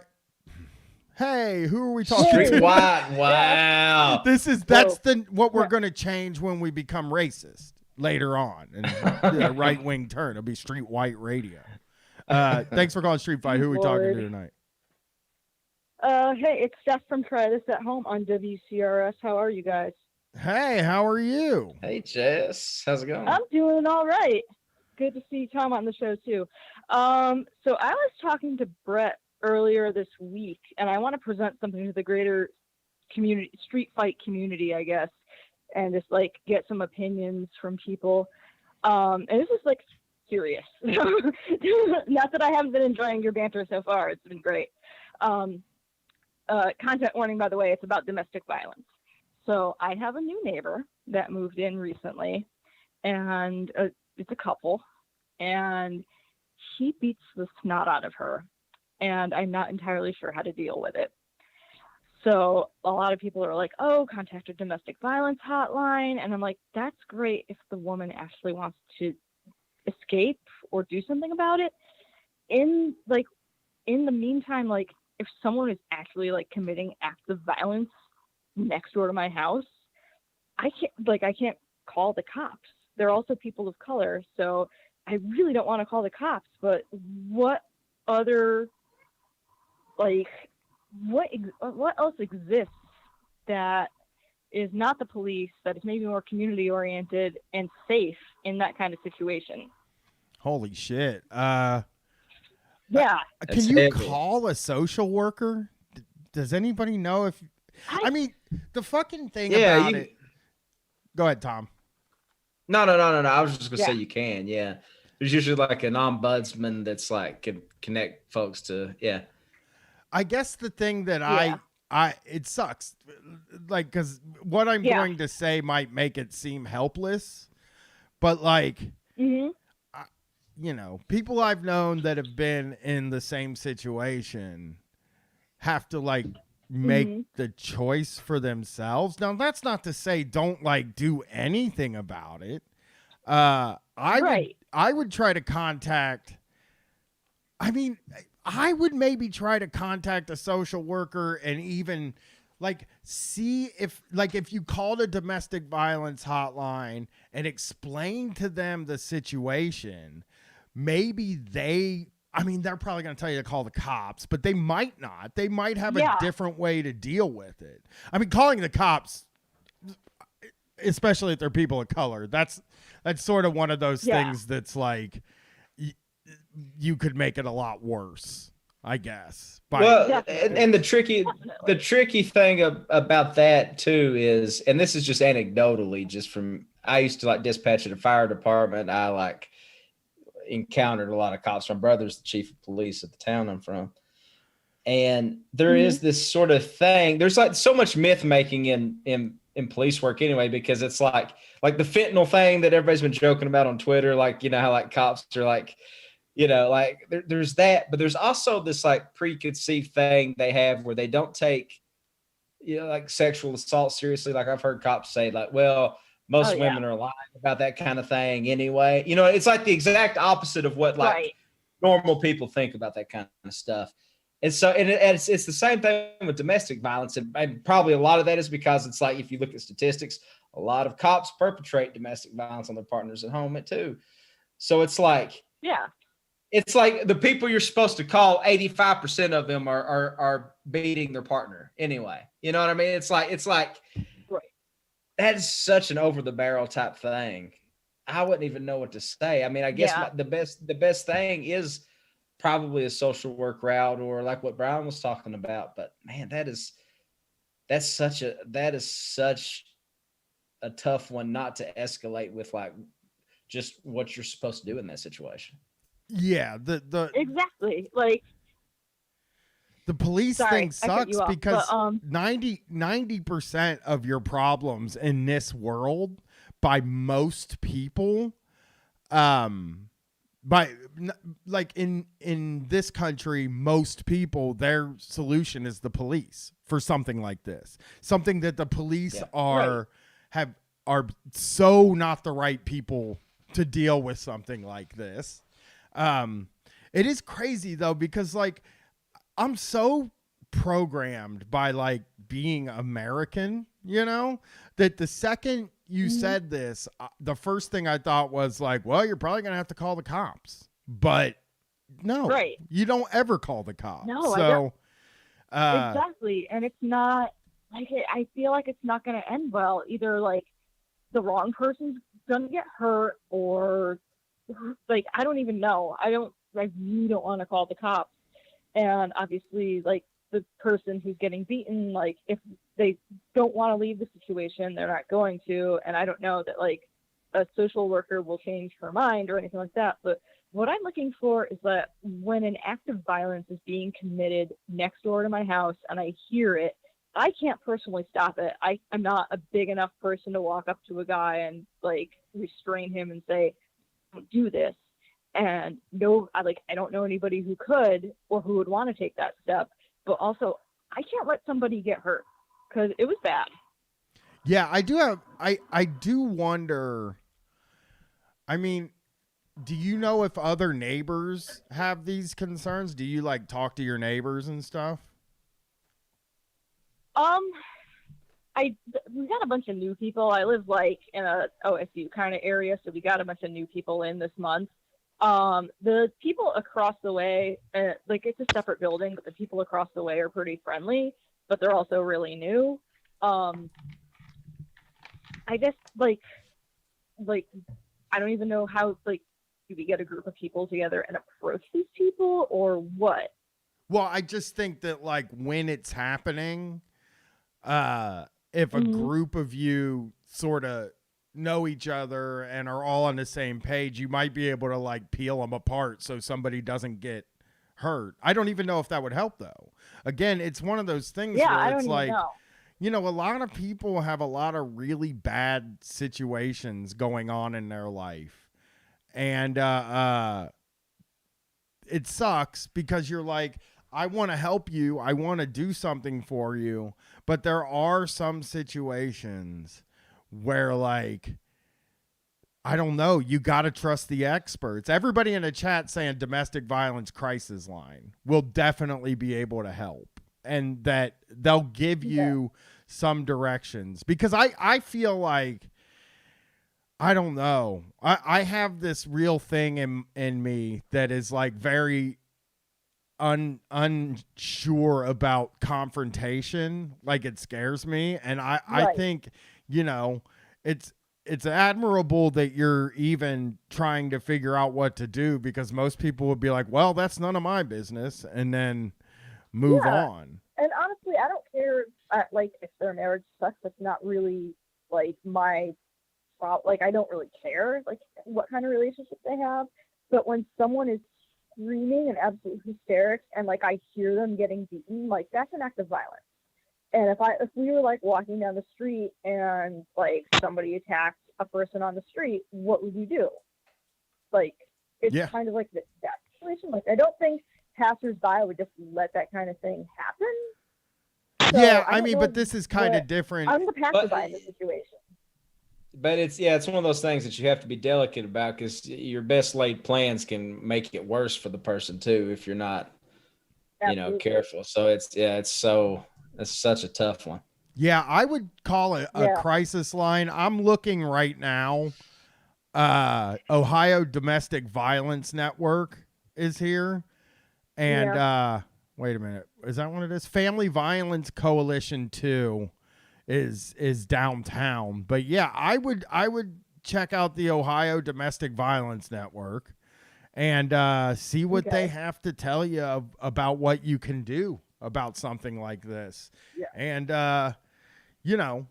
hopefully they'll help. The number here is 614-781-9651, and it's in the Big Brothers Big Sisters building on Dublin Granville Road. So okay, that one I didn't know about. So Yeah. repeat that name for me again? Ohio Domestic Violence Network. And then just ask them for advice. They might tell you there's nothing you can really do. But Yeah. I would just ask them for advice to see what they think. Right. And tell them your Cool, concerns okay. about the police too. Of course. Yeah. That's it's a big deal. So. It is. That's right. where my concern is. Well, thanks for calling in. If anybody else gets a hold of us, we'll pass it on. Yeah. No, I appreciate that. Have fun at the gathering of the Juggalos, I guess. We I'm will. excited to see what you guys. Are you guys gonna document this in any way? Because it sounds fascinating. Yeah. Yeah, there's going to be stuff. I mean, we might record a podcast there. We will definitely. So it ends on Saturday, so we'll be here on Sunday doing the call-in show. And Okay, cool. we're going to film stuff and videos, and yeah, you'll see a lot of it. Well, I mean, we used business money to do it, so we have to document it. Oh, well, you can do like heavy metal parking lot, but for Juggalos. Yeah, maybe. I mean, Yeah. usually me and Brett are afraid to talk to people, but this time my brother's coming and his kids are pretty big juggalos and they know a lot of people in the scene. So we will have a lot more access to people than we might generally have if me and him just went alone. So we're going to do something there. We just haven't really talked about it yet, like what kind of equipment we're going to bring and all that stuff. But we will do something. You will see this.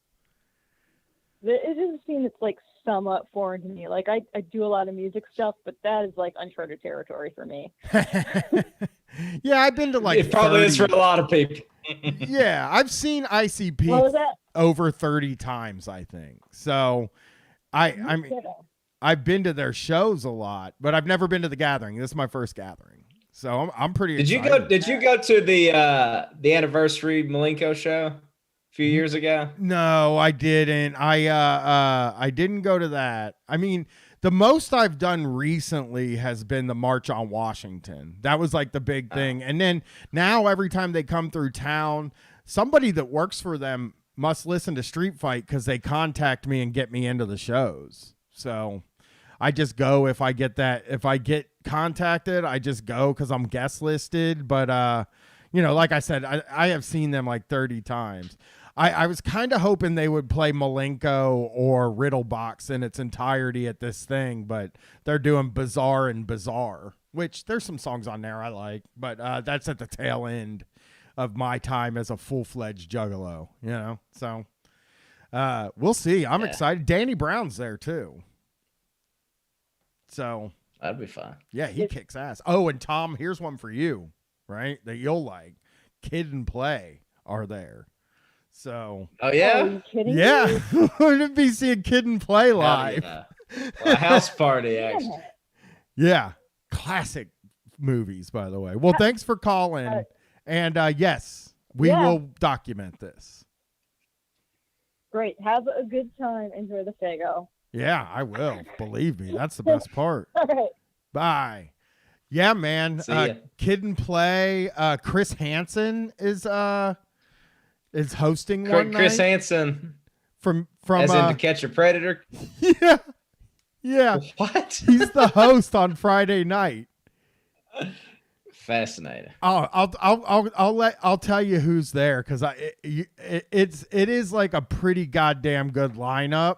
Really, one of them that I didn't know, DJ Paul. Yeah, 3-6. Yeah, he's gonna be there. I'm gonna go ahead and tease a little something. DJ Paul's gonna be on my new podcast. Yeah, people are very excited about that. They actually want an update on that. I'm gonna be on it, so yeah, Brian's gonna be on it. Yeah, that's it. Yeah, but yeah, people did say that I can't let you get away without telling them what's going on. When's it gonna come out? Oh, my new one, Yeah. Gangsta Man. Yeah. October 3rd.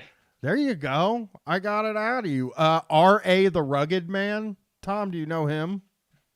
I do know R.A. the Rugged Man. Probably the only white rapper that collaborated with Biggie when he was alive.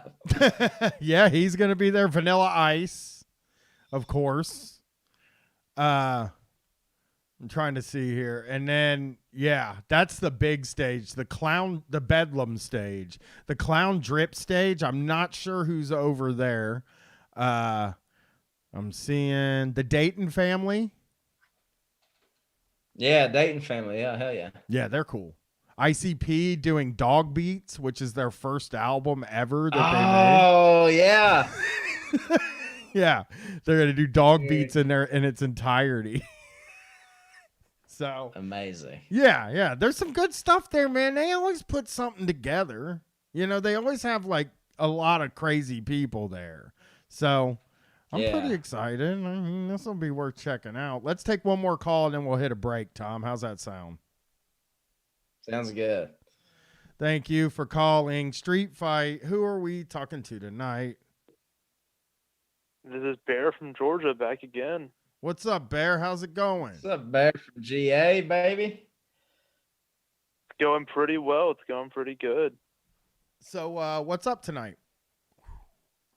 I'm calling for an update on the serial entrepreneur situation. Oh, my God. I got to tell Tom a little bit about this. So, Tom, this guy got a job, right, at a gas station with this guy that's like one of those weird entrepreneur guys. Like, so he's doing the rolled ice, right? You know that stuff, the tie.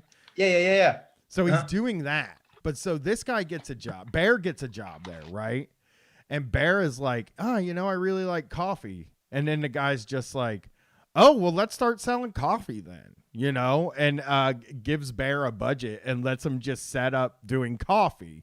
And then Bear's like, I like bagels. And the guy's like, let's start selling bagels then. So me and Brett were like, man, you could probably get him into selling all kinds of crazy shit.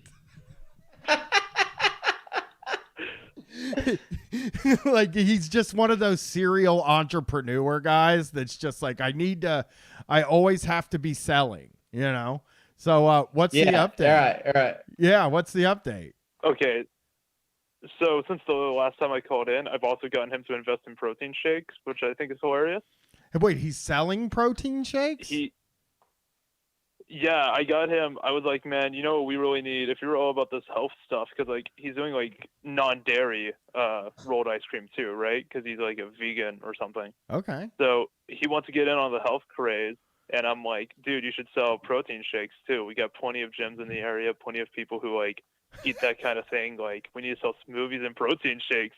And he's like, absolutely. And I walk in today and he's got like a full range of like collagen powders and protein powders and like just frozen fruits in all the fridges and freezers now. And I'm like, oh my God, he did it.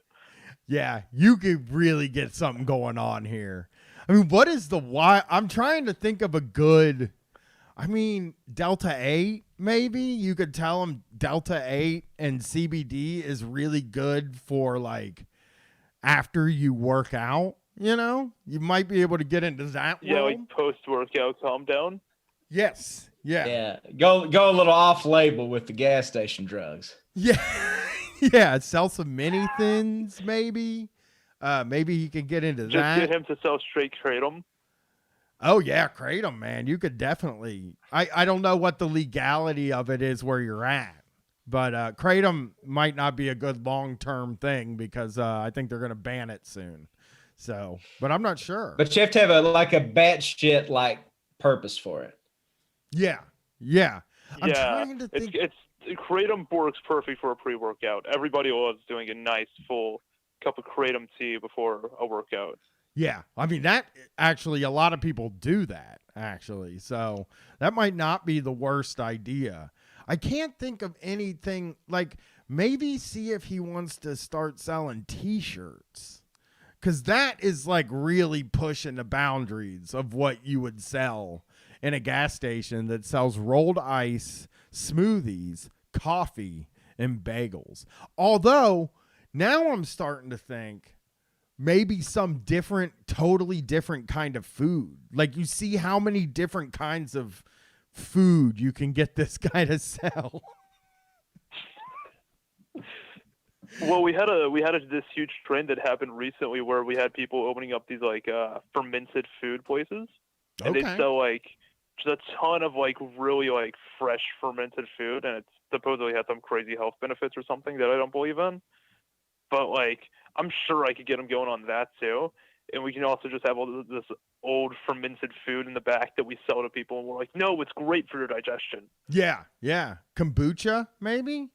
That might be a move. Oh, we could Kombucha. definitely sell kombucha. Oh, you'd love it. You just tell him it's good for gut health or whatever.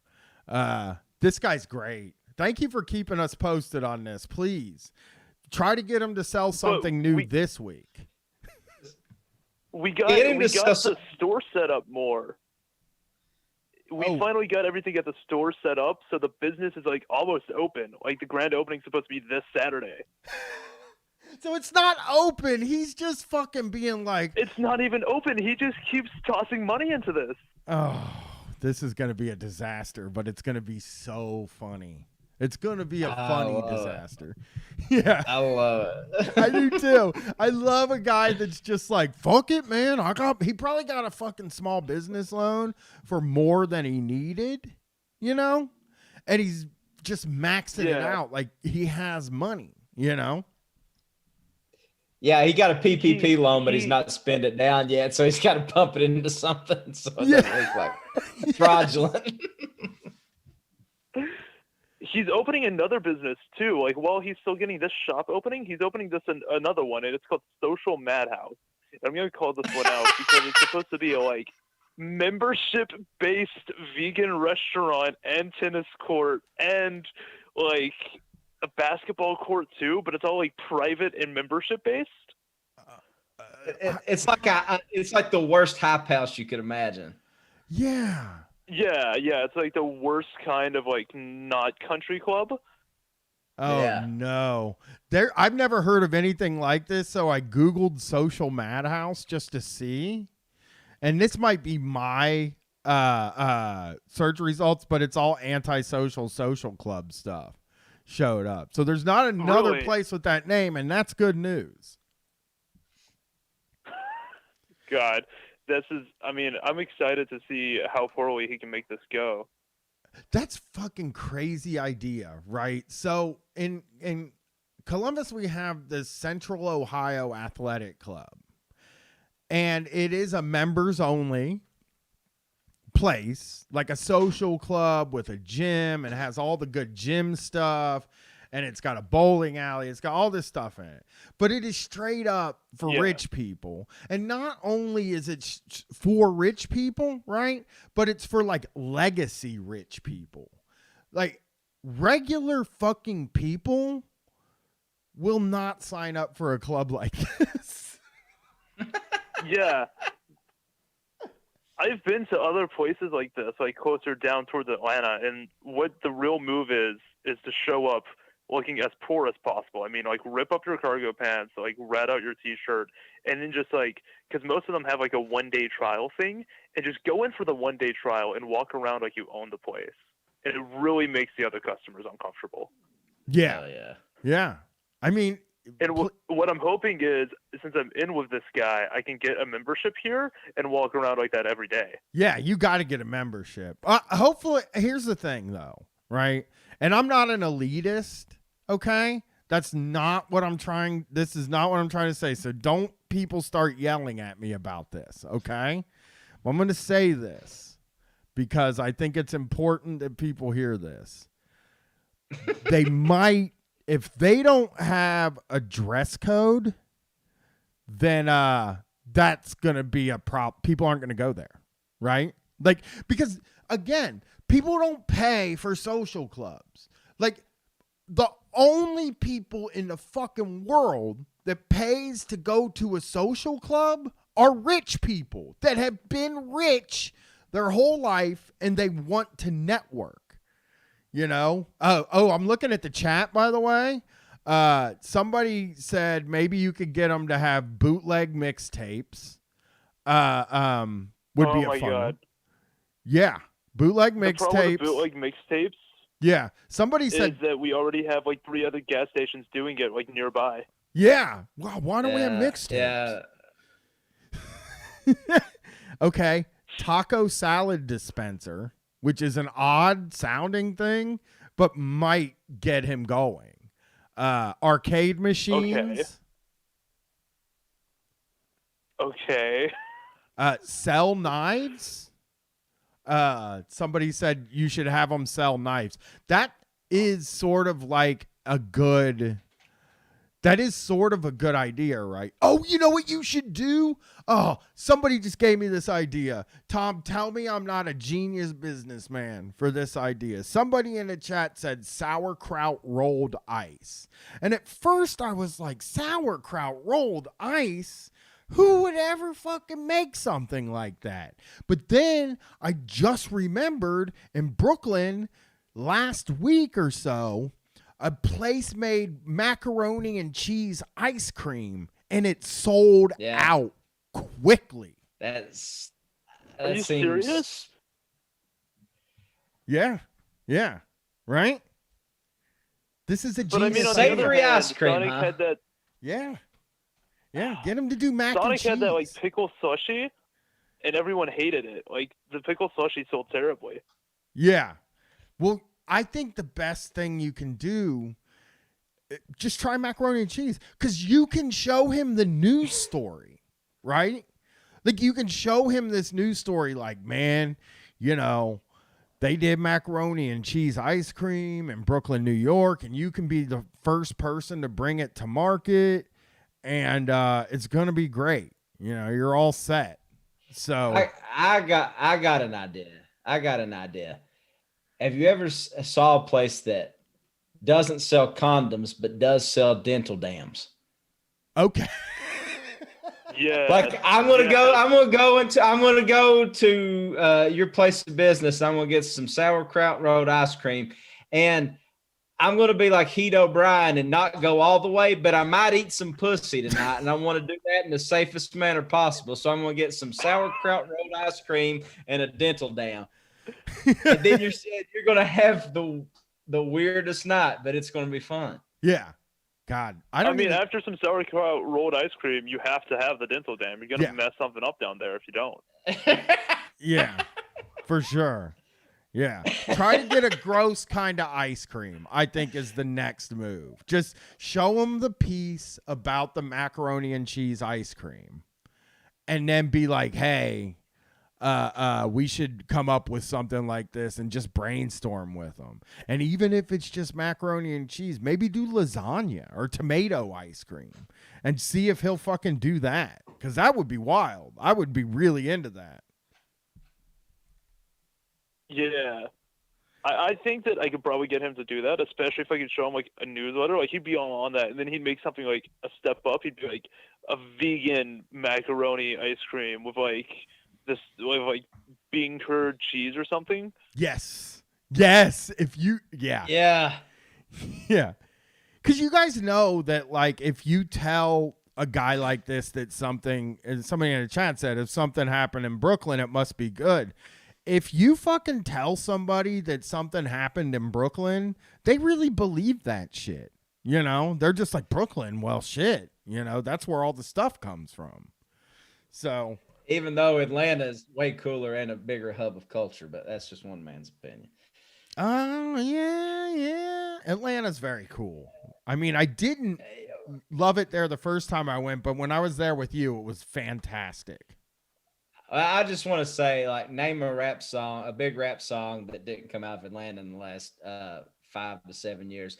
And also, name a rap song from another place that didn't sound like it was from Atlanta in the last 5 or 7 years. Atlanta fucking does rock, man. The Claremont Lounge, baby. Kanye didn't ascend to heaven in New York City. That's all I'm going to say. Well, Bear, good luck. Get this guy to sell something funny. And keep us posted on this. I love it. Will do. Absolutely will. Have a good night, buddy. Yeah. See you, Bear. You too, man. Bye, Bear. So what we are going to do... Oh, man, I just got British. First I say street white radio, and then I get British. We're going to come back. We're going to clear out the calls. And don't call. If you're not already on hold, don't call. We are full up. And if you're in line, stay in line. If you're in line, stay in line. But nobody else can call. Yeah. So, all right. Yeah. We'll be back. We have to legally let you vote if you're in line. Boo. Oh, I don't like that. But thanks for thanks for whatever. I'll talk. We'll see you in a few minutes.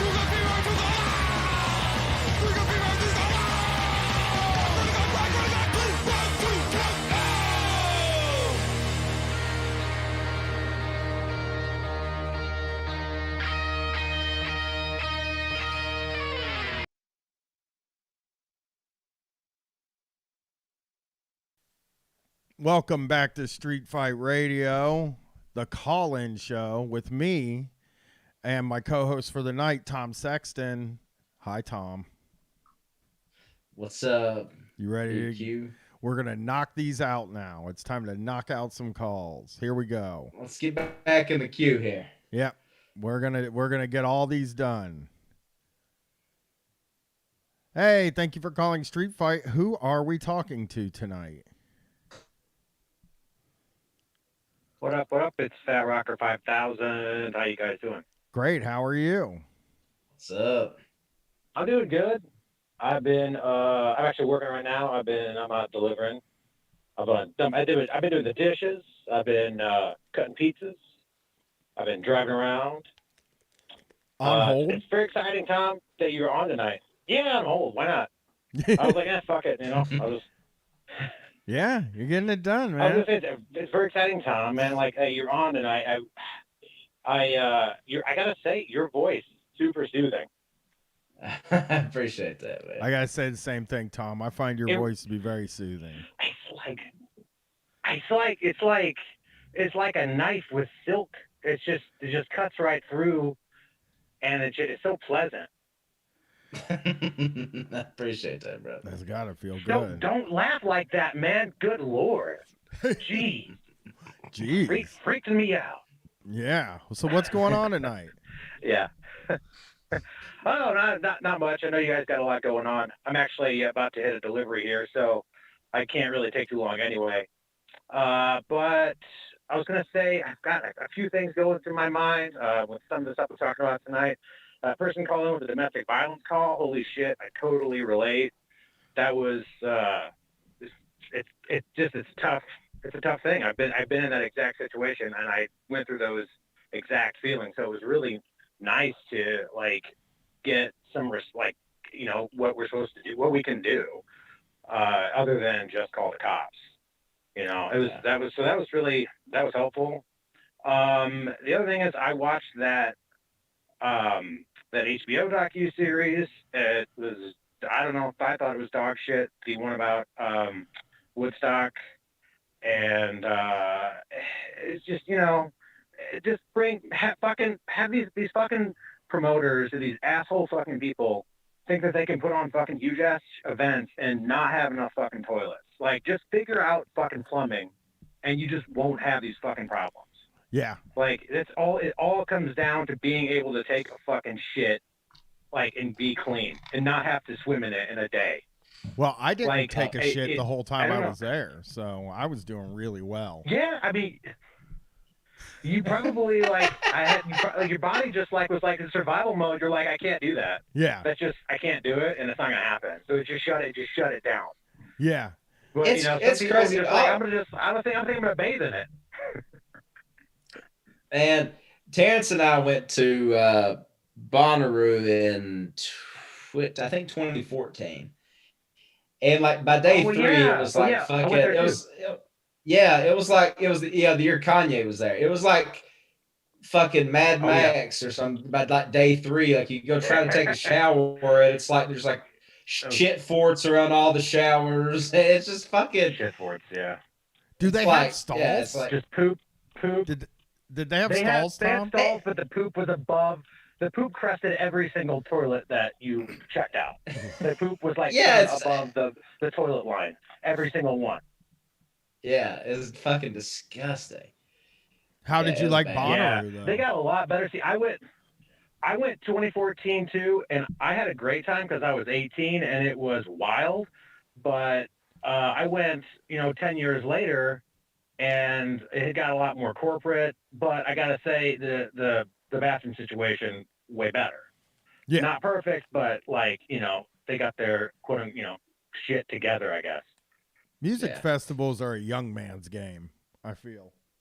True. Oh God, no, it's true. Well, the second time I went, so I learned a couple of things. I went as kind of a vendor, a friend, had a business, and so I got to kind of work there, and then I had a centralized location.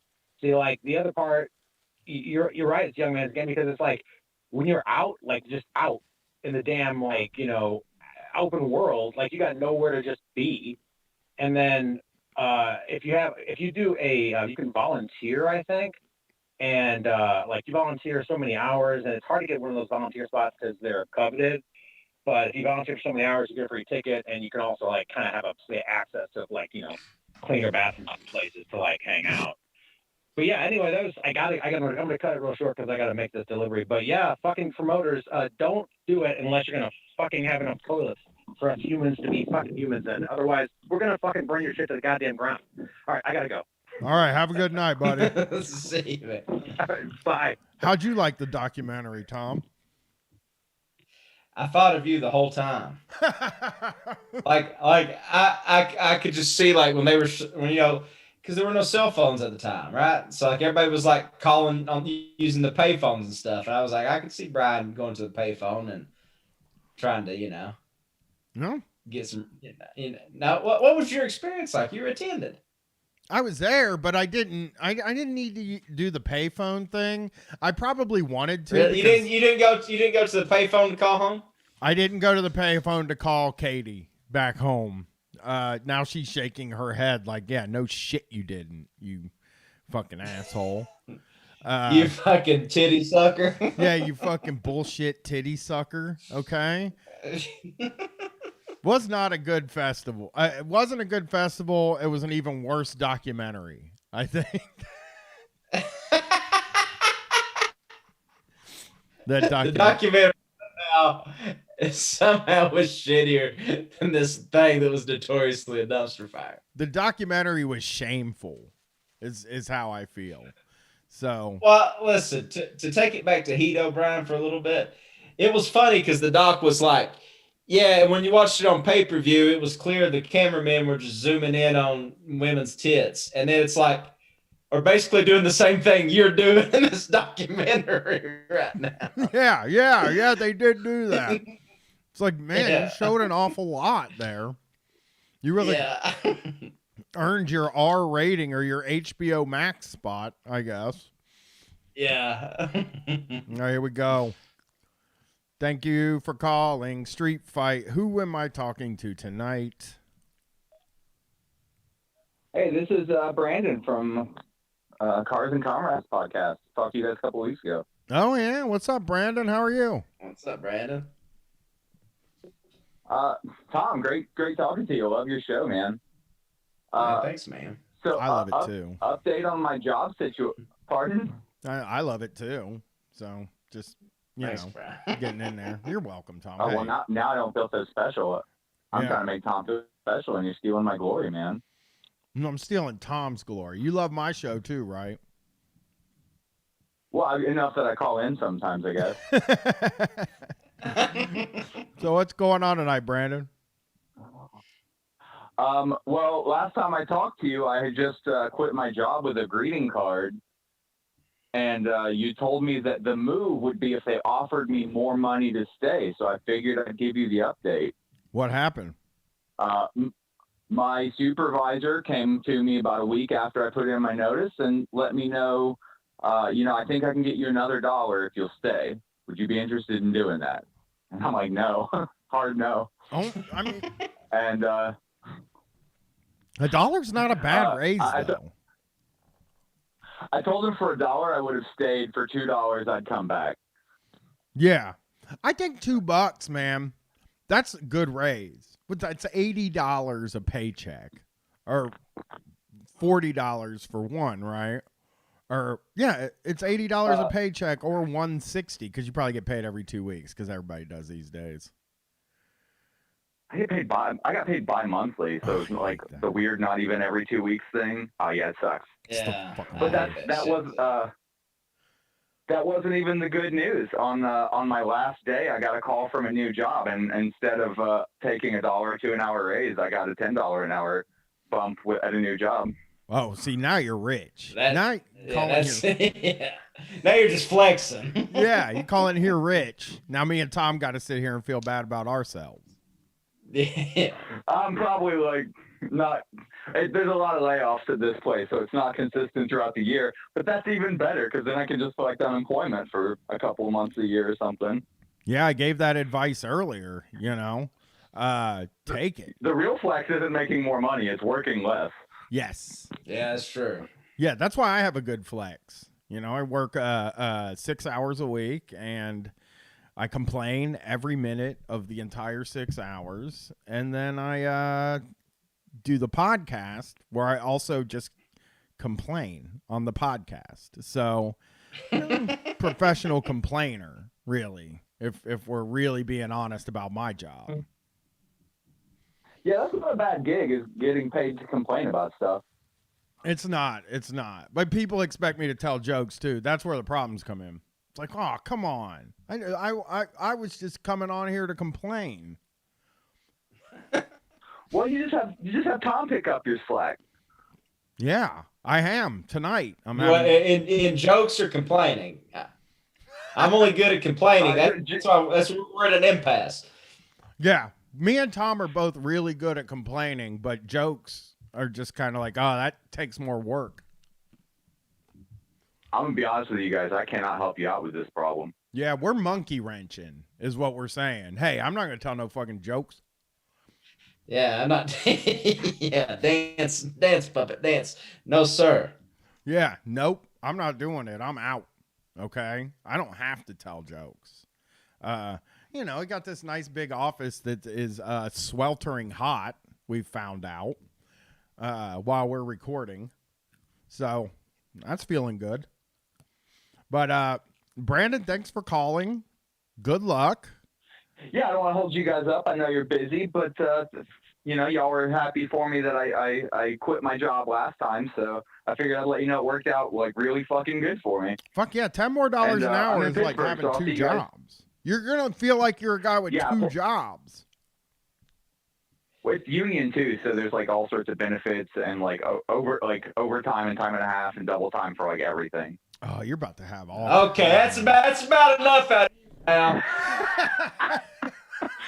Call us back in a couple weeks and let us know how the other half lives. Yeah, really. Well, let me know what it's like to be a guy with a boat, because that's what I assume everybody. Yeah. Who makes a lot of money. I don't think no, I'm good on that. Hard pass on the boat. Nobody wants a boat except for me. All right, take care, man. See you, Brad. They're fun, but they're so expensive. Well, you know, you're They're a rich. money pit.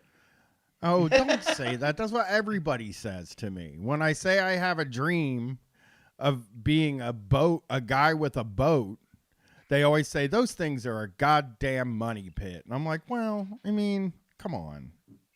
I like... Here's the thing. You and I are both white trash, and when you're white trash and you make money, the first thing you buy is a boat. So it's just coded in our DNA. You know what I mean? Or a jet ski. If you're like white trash, but you don't have boat money, you're like, I'll just get a jet ski then. Like, whatever. Yeah.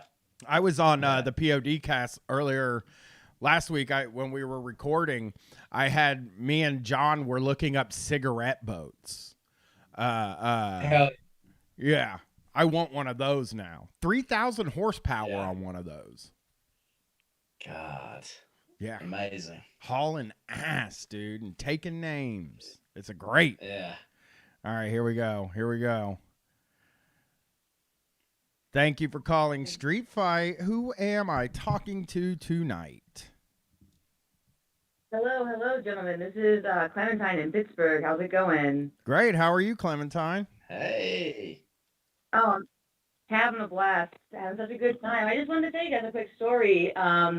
So I went to Penn State for college during the beautiful, horrible Sandusky Joe Paul scandal. My junior year, I turned 21. Right before that, I started dipping my toes into radical water, joined the DSA, which was a pretty big deal coming from a very Republican family. And, on my 21st birthday in January, I got absolute, shit-faced, which was fine. But I was walking down the street. My friend was walking me home, and there was a police officer going by. It's probably about 2:30 in the morning. The police officer going by, I, held up both my middle fingers and started yelling, like, fuck the police, go fuck yourselves. So, of course, they took umbrage with this, evidently. So they stopped, and they started talking to me, and I just kept being really belligerent with them. The police officer got closer to me, so I kind of lost control at that moment. I threw up on the cop, and they just had me sit in the police cruiser until an ambulance came and picked me up. And I woke up in the hospital. I didn't pump my stomach. I was fine. The nurse was like, "I hope you had a nice birthday," and I said, "Yeah, I mean, I think it was pretty cool." Everyone bought drinks for me, and I got to forget about the horrors of being at Penn State at that time for a little while, and it was a nice time altogether. Joe Paterno's still a free man, but yeah, I guess I did have a good birthday. Yeah, the ultimate atrocity with all of it was everybody being so upset, like, oh, they're slandering Joe Pa's name. It's like, oh, not that Joe knew what was going on. Yeah. Oh yeah. He did what he was supposed to do. Fuck out here. Yeah, he can go fuck himself. It's fine. And they rot in hell, Joe Pa. But that's really it, guys. Well, hey, can I ask you a question though about the story here? When you were yelling at the cops after they came and started getting ready to like arrest you and stuff, did you by any chance say something like, "I thought this nation had freedom of speech"? Oh God, no! I wish I had though, because that really would have been quick on my toes. That's what I would thought say. I lived in a free country that promoted freedom of speech. Yeah, missed opportunities, I guess. they're just cuffing and stuffing you, and all you can say is, "This isn't the country I grew up in." That might work though. The way these guys' politics work. You know what? I was planning on celebrating on my 31st birthday that I would 10-year anniversary try to throw up on another cop, and maybe I'll pull it out that time. Yeah. Tell them there's freedom of barf too. See, I told you. I've been bad at jokes right now, but thanks for calling in. No, it's a good story.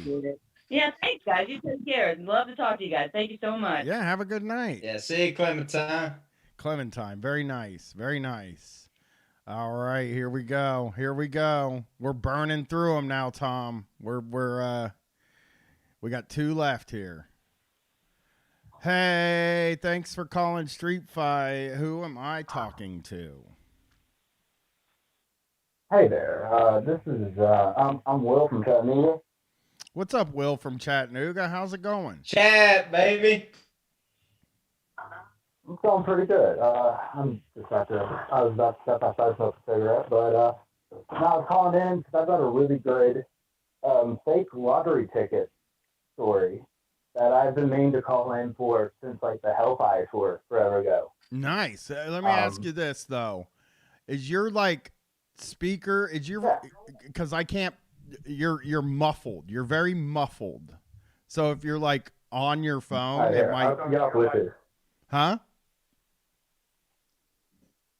What was I that? just said I was going to get off Bluetooth. Oh, you sound great now. Oh, okay. You sound Yeah, that's good. You sound cool. perfect. Hell yeah. I thought you said I hold on, I got to get out this whippet, and I was like, that's not gonna fucking help with sound. That will do nothing for the sound. There was a period there, no, where like all the Brooklyn people were doing whippets all the time, and it was Will used to co-host a lot with me, and he would just do whippets through the whole thing, and it was just like, how are you podcasting and doing whippets through the whole thing? Yeah, that'd be a lot. Yeah, I couldn't do it. I barely do it high. Oh. Okay, so I'm sorry. What's going on there? Oh no, I called in for I've got a really good fake lottery ticket story. Okay, I've been meaning to call in, tell the story since like the Hellfire tour. I thought tonight would be a good night since Tom. I've been thinking about calling with the story since Tom did the prank on Sam's on that live episode.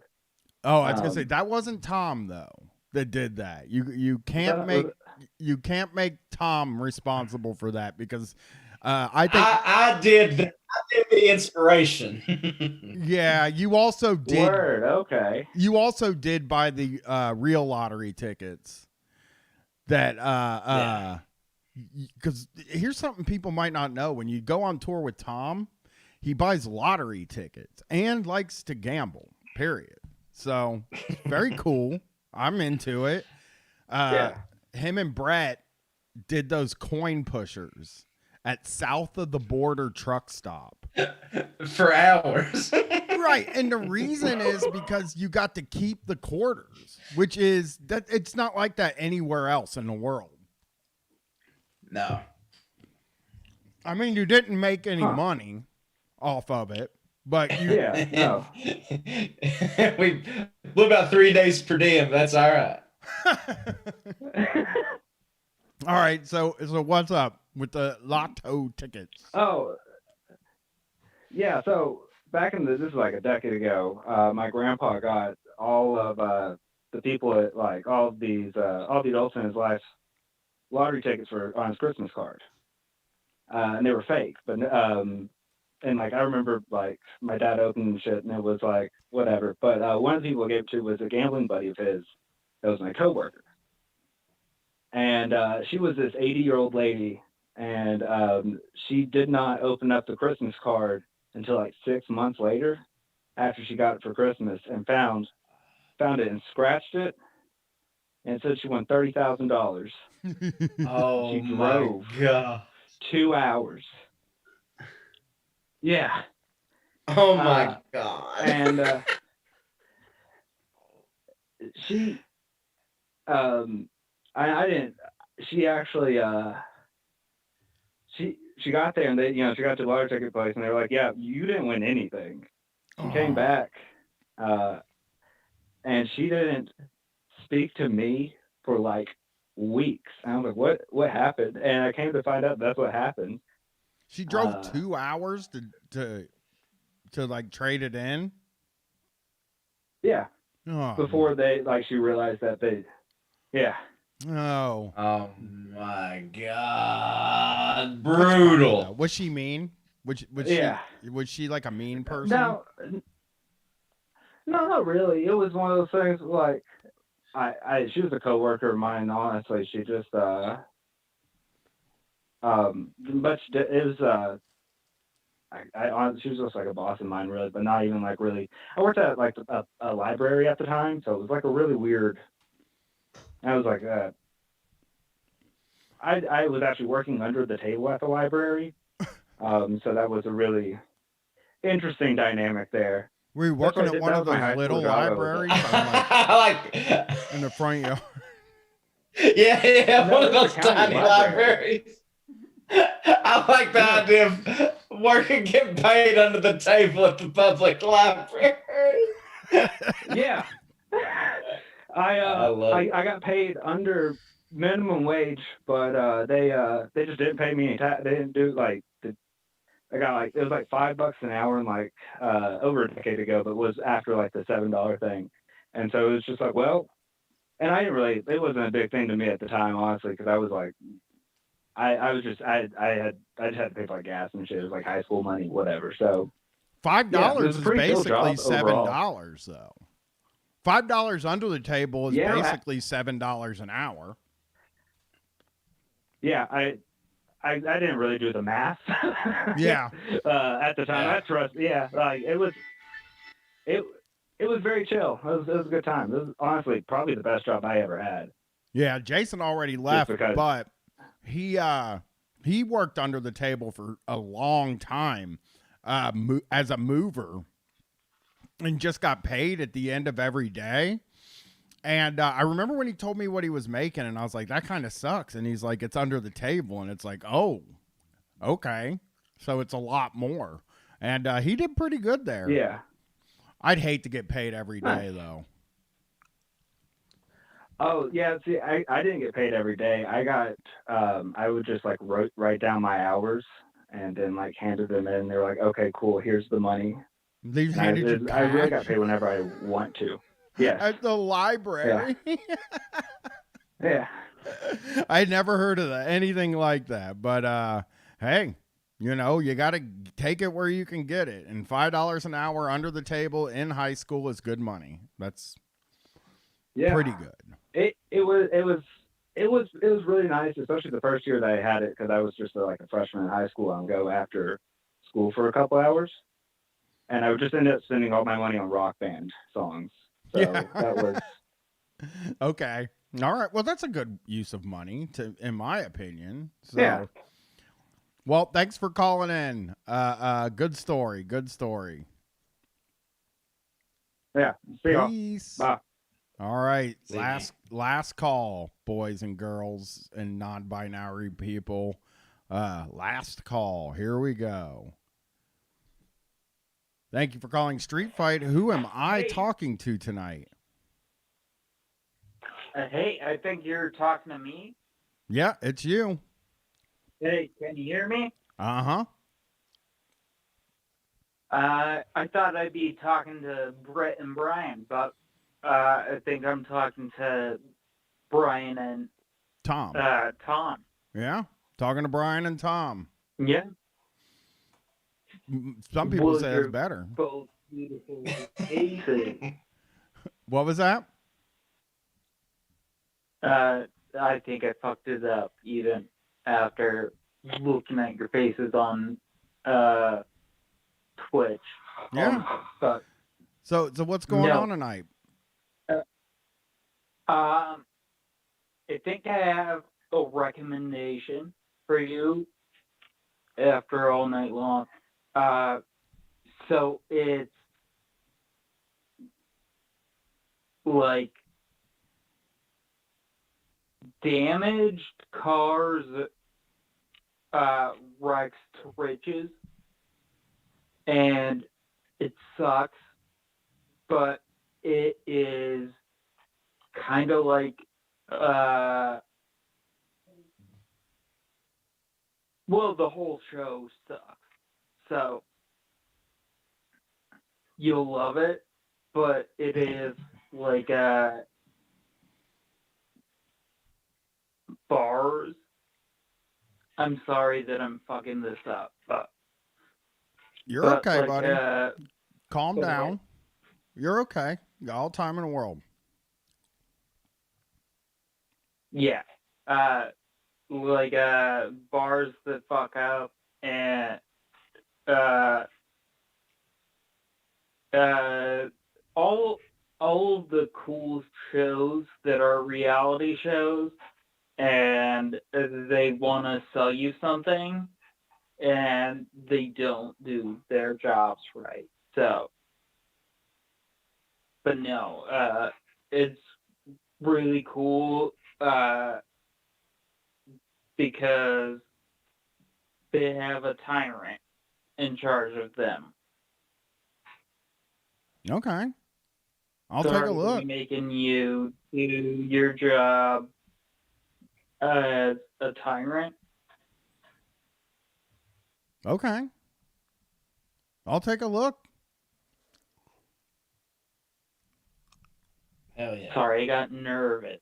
It's okay, I buddy. love you. You're okay. I love you guys. I love you too. Have a good night, pal. Have a very good night. You're my best buddies. All no, right. Thank you. I'm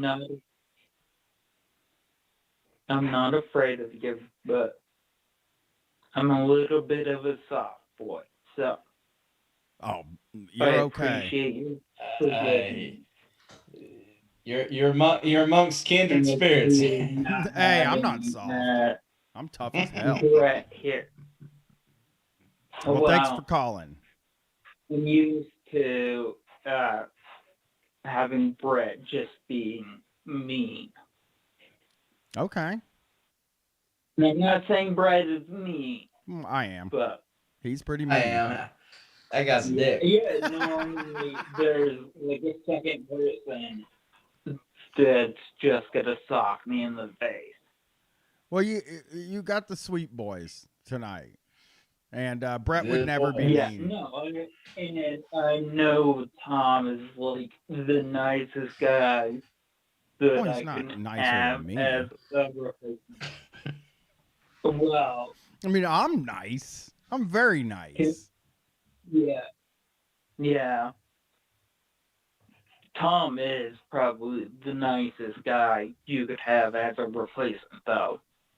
Oh, yeah, as a replacement. Yeah, he's the nicest replacement guy, but he's not any nicer than me, you know? Well, as a replacement, he is the nicest guy. What are you going to say, Tom? gonna I'm get good. a replacement, then it would be. I'm a good sweet boy. What can I say? You're too nice, though. See, I'm nicer than you, but I'm also not too nice. So, kind of perfect all around, you know? Right. That's something for I me. turned on the stream and I was like, who is the sweetest boy on the stream? That's what I was saying too. It's me, actually. The big contest tonight. We were trying to figure out who was the sweetest boy on the stream. Who's gonna be nice to me? Me. I'm the nicest. Well, hey, buddy, thanks for calling. No. Okay. Have a good I night. love y'all. We'll talk to you later. Thanks, man. Take care. Well, don't be mean to me anymore. Okay. All right. Never be mean again. If I'm getting off stream, don't be mean to me. I promise I won't be mean to you. Have a good night. All right. Tom, we got through all the calls tonight. Now do you want to do a call-in show for the Trillbillies? I wouldn't mind it. I'd do it, maybe once a month or something. It's fun, dude. And you guys would get great calls too. I mean, people are sweet. I'll call in if you ever told me when it was. That would be my big fear. It's like we would just be sitting there on an empty line and having to improvise. No, that's not like what happens though, dude. That was our fear too. And like the first night we did the call-in show, we were like, there's no way anybody's going to call. And we ended up, because we didn't want to hang up on people and shit, we ended up doing like 6 hours that night because we felt bad about hanging up on people. So it's like, well, they waited, so we got to take the calls. Now we either get through all the calls or we either get through all the calls or we do the what is happening here? I'm sorry. We either get through all the calls or we like end it at midnight because it's like 3 hours is enough. Everybody gets in. But it was a good time, Tom. It was fun having you here. Fun was had by all. Yeah, and Tom is on the Trillbillies. So that's cool. And if I had a sound, I would blow. They said blow me up, Tom, but they're calling you Tom Likas, which I found to be very rude. God, here I've been sweet. I know you're the nicest dude. So that's it for the night. I'll talk to you in a second, Tom, after I end the stream. But have a good night, everybody.